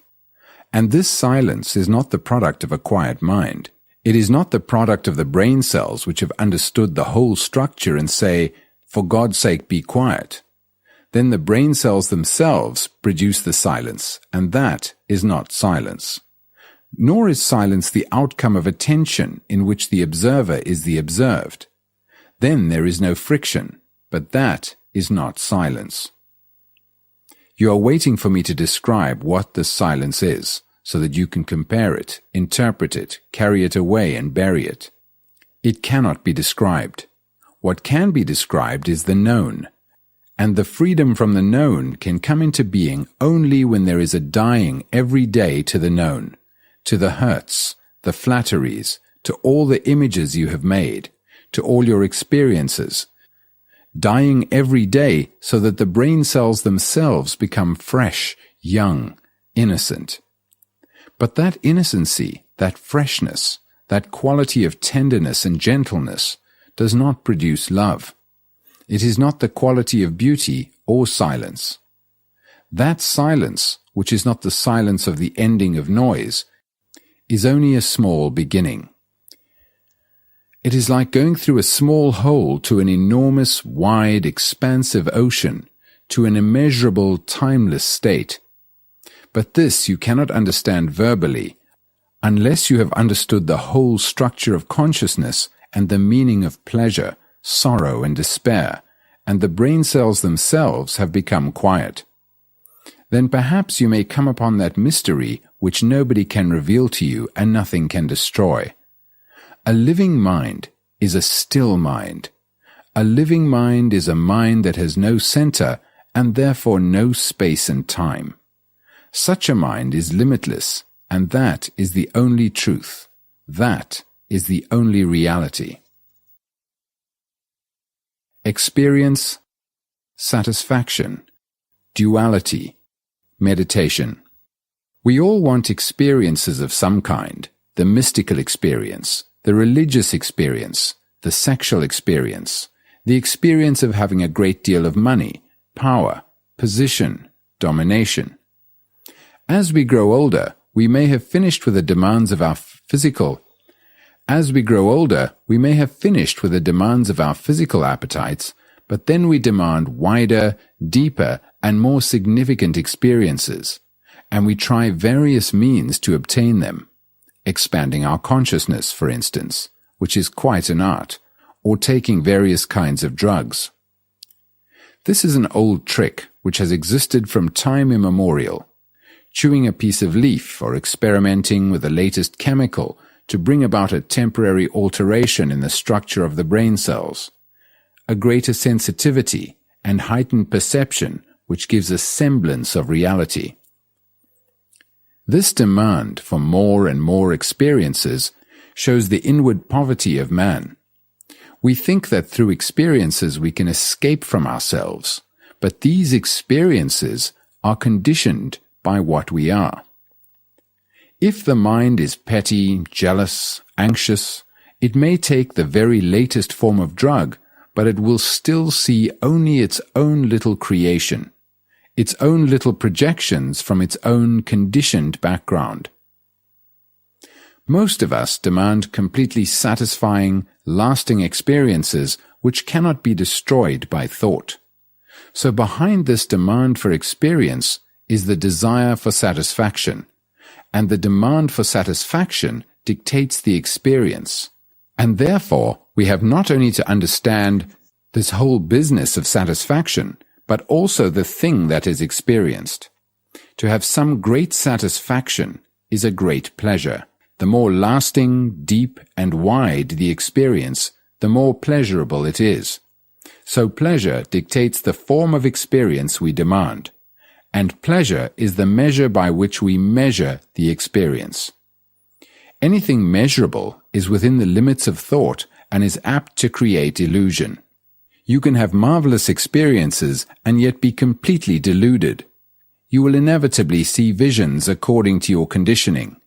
You will see Christ or Buddha, or whoever you happen to believe in, and the greater a believer you are, the stronger will be your visions, the projections of your own demands and urges. You will inevitably see visions according to your conditioning. You will see Christ or Buddha, or whoever you happen to believe in, and the greater a believer you are, the stronger will be your visions, the projections of your own demands and urges. So if in seeking something fundamental, such as what is truth, pleasure is the measure, you have already projected what that experience will be, and therefore it is no longer valid. What do we mean by experience? Is there anything new or original in experience? Experience is a bundle of memories responding to a challenge, and it can respond only according to its background. and the cleverer you are at interpreting the experience, the more it responds. So you have to question not only the experience of another, but your own experience. If you don't recognize an experience, it isn't an experience at all. Every experience has already been experienced, or you wouldn't recognize it. You recognize an experience as being good, bad, beautiful, holy, and so on, according to your conditioning, and therefore the recognition of an experience must inevitably be old. When we demand an experience of reality, as we all do, don't we? To experience it, we must know it, and the moment we recognize it, we have already projected it, and therefore it is not real, because it is still within the field of thought and time. If thought can think about reality, it cannot be reality. We cannot recognize a new experience. It is impossible. We recognize only something we have already known, and therefore, when we say we have had a new experience, it is not new at all. To seek further experience through expansion of consciousness, as is being done through various psychedelic drugs, is still within the field of consciousness, and therefore very limited. So we have discovered a fundamental truth, which is that a mind that is seeking, craving for wider and deeper experience is a very shallow and dull mind, because it lives always with its memories. Now, if we didn't have any experience at all, what would happen to us? We depend on experiences, on challenges to keep us awake. If there were no conflicts within ourselves, no changes, no disturbances, we would all be fast asleep. So challenges are necessary for most of us. We think that without them our minds will become stupid and heavy, and therefore we depend on a challenge, an experience, to give us more excitement, more intensity, to make our minds sharper. But in fact, this dependence on challenges and experiences to keep us awake only makes our minds duller. It doesn't really keep us awake at all. So I ask myself, is it possible to keep awake totally, not peripherally at a few points of my being, but totally awake without any challenge or any experience? This implies a great sensitivity, both physical and psychological. It means I have to be free of all demands. For the moment I demand, I will experience. And to be free of demand and satisfaction necessitates investigation into myself and an understanding of the whole nature of demand. Demand is born out of duality. I am unhappy and I must be happy. In that very demand that I must be happy is unhappiness. When one makes an effort to be good, in that very goodness is its opposite, evil. Everything affirmed contains its own opposite, and effort to overcome strengthens that against which it strives. When you demand an experience of truth or reality, that very demand is born out of your discontent with what is, and therefore the demand creates the opposite. And in the opposite, there is what has been. So one must be free of this incessant demand. Otherwise, there will be no end to the corridor of duality. This means knowing yourself so completely that the mind is no longer seeking. Such a mind does not demand experience. It cannot ask for a challenge or know a challenge. It does not say, I am asleep, or I am awake. It is completely what it is. Only the frustrated, narrow, shallow mind, the conditioned mind, is always seeking the more. Is it possible then to live in this world without the more, without this everlasting comparison? Surely it is, but one has to find out for oneself. Investigation into this whole question is meditation. That word has been used both in the East and the West in a most unfortunate way. There are different schools of meditation, different methods and systems. There are systems which say, watch the movement of your big toe, watch it, watch it, watch it. There are other systems which advocate sitting in a certain posture, breathing regularly, or practicing awareness. All this is utterly mechanical. Another method gives you a certain word and tells you that if you go on repeating it, you will have some extraordinary transcendental experience. This is sheer nonsense. It is a form of self-hypnosis. By repeating Amen or Om or Coca-Cola indefinitely, you will obviously have a certain experience because by repetition the mind becomes quiet.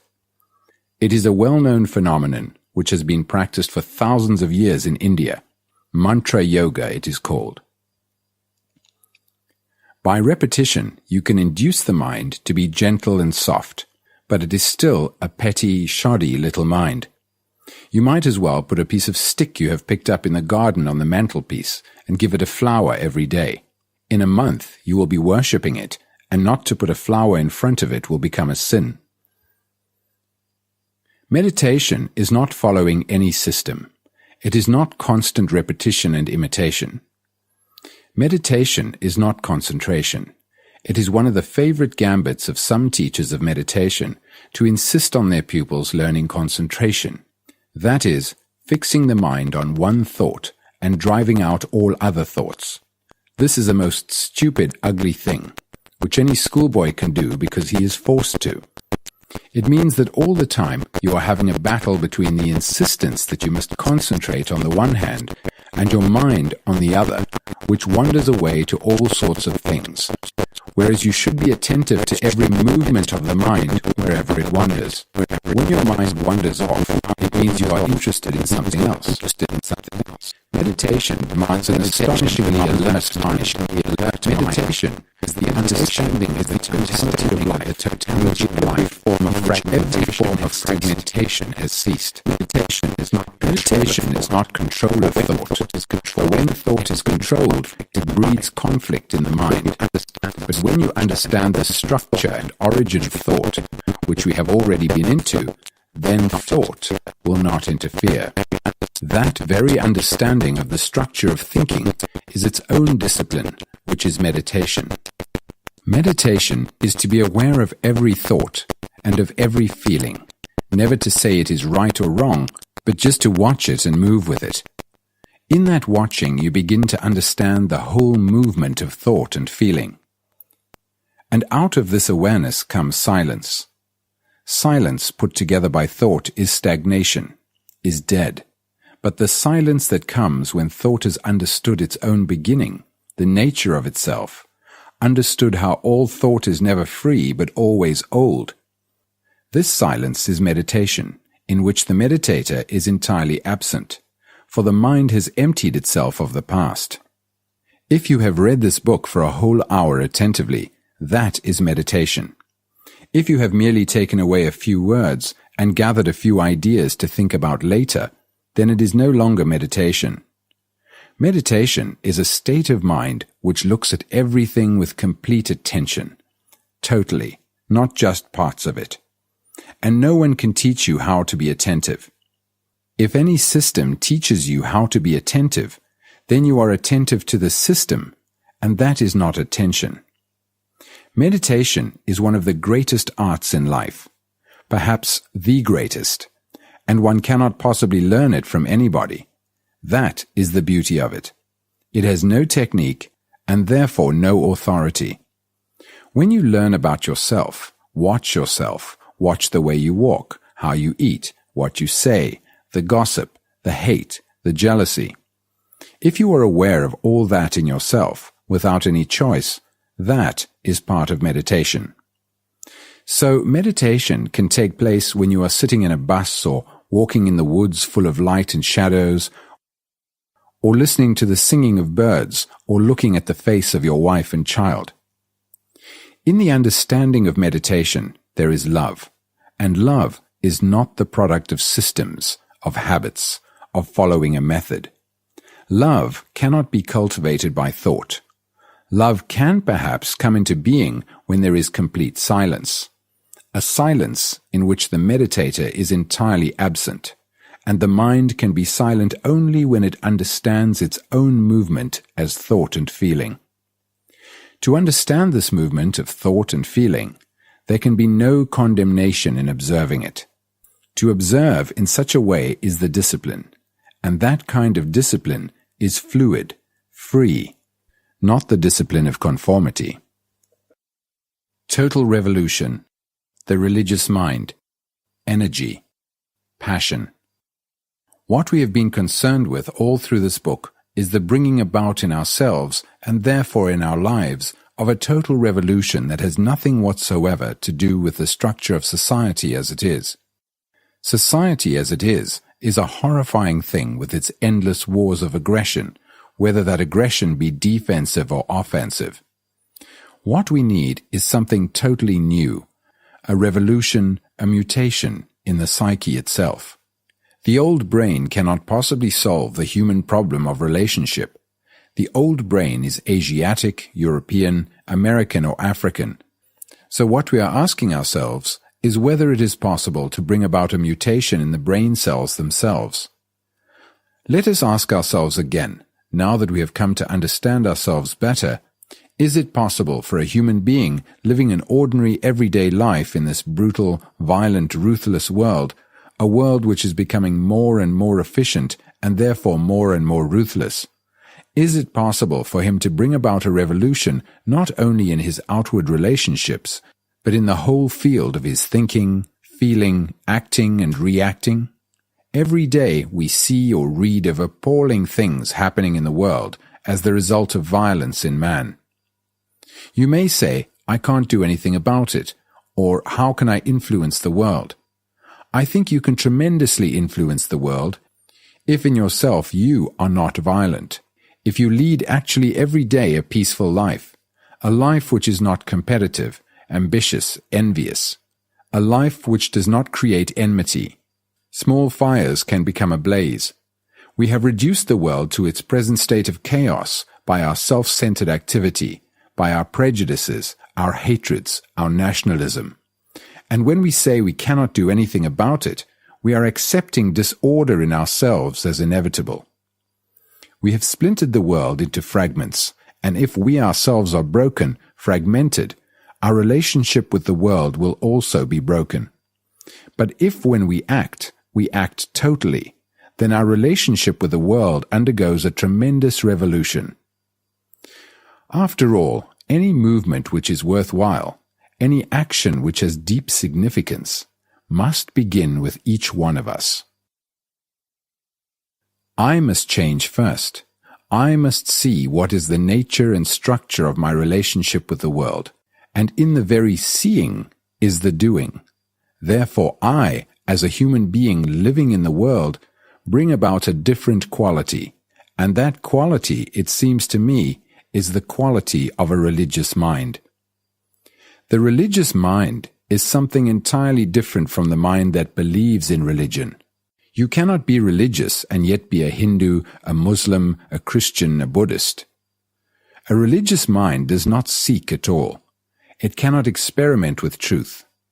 Truth is not something dictated by your pleasure or pain, or by your conditioning as a Hindu or whatever religion you belong to.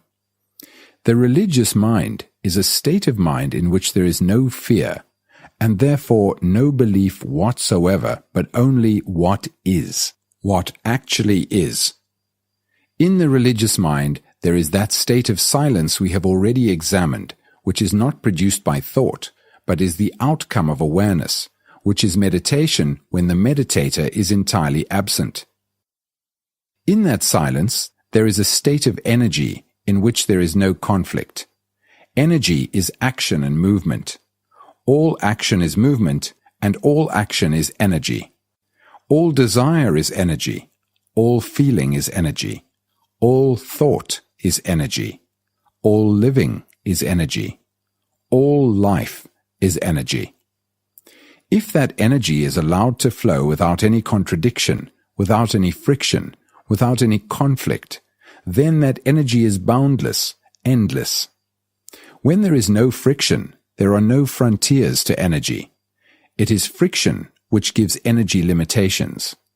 So, having once seen this, why is it that the human being always brings friction into energy? Why does he create friction in this movement we call life? Is pure energy, energy without limitation, just an idea to him? Does it have no reality, We need energy not only to bring about a total revolution in ourselves, but also in order to investigate, to look, to act. And as long as there is friction of any kind in any of our relationships, whether between husband and wife, between man and man, between one community and another, or one country and another, or one ideology and another, if there is any inward friction or any outward conflict of any form, however subtle it may be, there is a waste of energy. As long as there is a time interval between the observer and the observed, it creates friction, and therefore there is a waste of energy. That energy is gathered to its highest point when the observer is the observed, in which there is no time interval at all. Then there will be energy without motive, and it will find its own channel of action because then the I does not exist. We need a tremendous amount of energy to understand the confusion in which we live, and the feeling I must understand brings about the vitality to find out. But finding out, searching, implies time, and as we have seen, gradually to uncondition the mind is not the way. Time is not the way. Whether we are old or young, it is now that the whole process of life can be brought into a different dimension. Seeking the opposite of what we are is not the way either, nor is the artificial discipline imposed by a system, a teacher, a philosopher or priest. All that is so very childish. When we realize this, we ask ourselves, is it possible to break through this heavy conditioning of centuries immediately and not enter into another conditioning, to be free so that the mind can be altogether new, sensitive, alive, aware, intense, capable? That is our problem. There is no other problem, because when the mind is made new, it can tackle any problem. That is the only question we have to ask ourselves. But we do not ask. We want to be told. One of the most curious things in the structure of our psyche is that we all want to be told because we are the result of the propaganda of 10,000 years. We want to have our thinking confirmed and corroborated by another, whereas to ask a question is to ask it of yourself. What I say has very little value. You will forget it the moment you shut this book, or you will remember and repeat certain phrases, or you will compare what you have read here with some other book, but you will not face your own life. And that is all that matters. Your life, yourself, your pettiness, your shallowness, your brutality, your violence, your greed, your ambition, your daily agony and endless sorrow. That is what you have to understand, and nobody on earth or in heaven is going to save you from it but yourself. Seeing everything that goes on in your daily life, your daily activities, when you pick up a pen, when you talk, when you go out for a drive, or when you are walking alone in the woods, can you, with one breath, with one look, know yourself very simply as you are? When you know yourself as you are, then you understand the whole structure of man's endeavor, his deceptions, his hypocrisies, his search. To do this, you must be tremendously honest with yourself throughout your being. When you act according to your principles, you are being dishonest, because when you act according to what you think you ought to be, you are not what you are. It is a brutal thing to have ideals. If you have any ideals, beliefs, or principles, you cannot possibly look at yourself directly. So can you be completely negative, completely quiet, neither thinking nor afraid, and yet be extraordinarily, passionately alive? That state of mind, which is no longer capable of striving, is the true religious mind. And in that state of mind, you may come upon this thing called truth or reality or bliss, or God or beauty or love. Please understand that very simple fact. It cannot be invited, it cannot be sought after, because the mind is too silly, too small, your emotions are too shoddy, your way of life too confused for that enormity, that immense something to be invited into your little house, your little corner of living which has been trampled and spat upon. You cannot invite it. To invite it, you must know it, and you cannot know it. It doesn't matter who says it. The moment he says, I know, he does not know.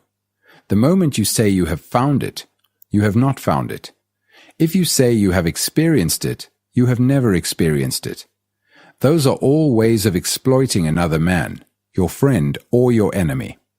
One asks oneself then whether it is possible to come upon this thing without inviting, without waiting, without seeking or exploring, just for it to happen like a cool breeze that comes in when you leave the window open. One asks oneself then whether it is possible to come upon this thing without inviting, without waiting, without seeking or exploring, just for it to happen like a cool breeze that comes in when you leave the window open? You cannot invite the wind, but you must leave the window open, which doesn't mean that you are in a state of waiting. That is another form of deception. It doesn't mean you must open yourself to receive. That is another kind of thought. Haven't you ever asked yourself why it is that human beings lack this thing? They beget children, they have sex, tenderness, a quality of sharing something together in companionship, in friendship, in fellowship. But this thing, why is it they haven't got it? Have you ever wondered lazily on occasion when you are walking by yourself in a filthy street, or sitting in a bus, or are on holiday by the seaside, or walking in a wood with a lot of birds, trees, streams, and wild animals? Hasn't it ever come upon you to ask why it is that man, who has lived for millions and millions of years, has not got this thing, this extraordinary unfading flower? Why is it that you, as a human being, who are so capable, so clever, so cunning, so competitive, who have such marvelous technology, who go to the skies and under the earth and beneath the sea and invent extraordinary electronic brains, why is it you haven't got this one thing which matters? I don't know whether you have ever seriously faced this issue of why your heart is empty. What would your answer be if you put the question to yourself? Your direct answer without any equivocation or cunningness. Your answer would be in accordance with your intensity in asking the question and the urgency of it. But you are neither intense nor urgent, and that is because you haven't got energy. Energy being passion, and you cannot find any truth without passion. Passion with a fury behind it. Passion in which there is no hidden want.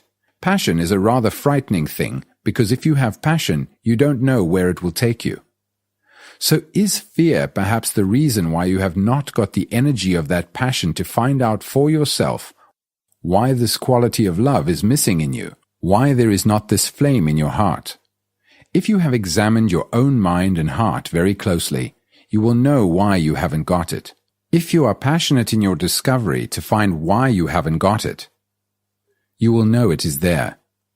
Through complete negation alone, which is the highest form of passion, that thing which is love comes into being. Like humility, you cannot cultivate love. Humility comes into being when there is a total ending of conceit. A man who knows what it is to have humility is a vain man. In the same way, when you give your mind and your heart, your nerves, your eyes, your whole being to find out the way of life, to see what actually is and go beyond it, and deny completely, totally the life you live now, in that very denial of the ugly, the brutal, the other comes into being. And you will never know it either. A man who knows that he is silent, who knows that he loves, does not know what love is or what silence is.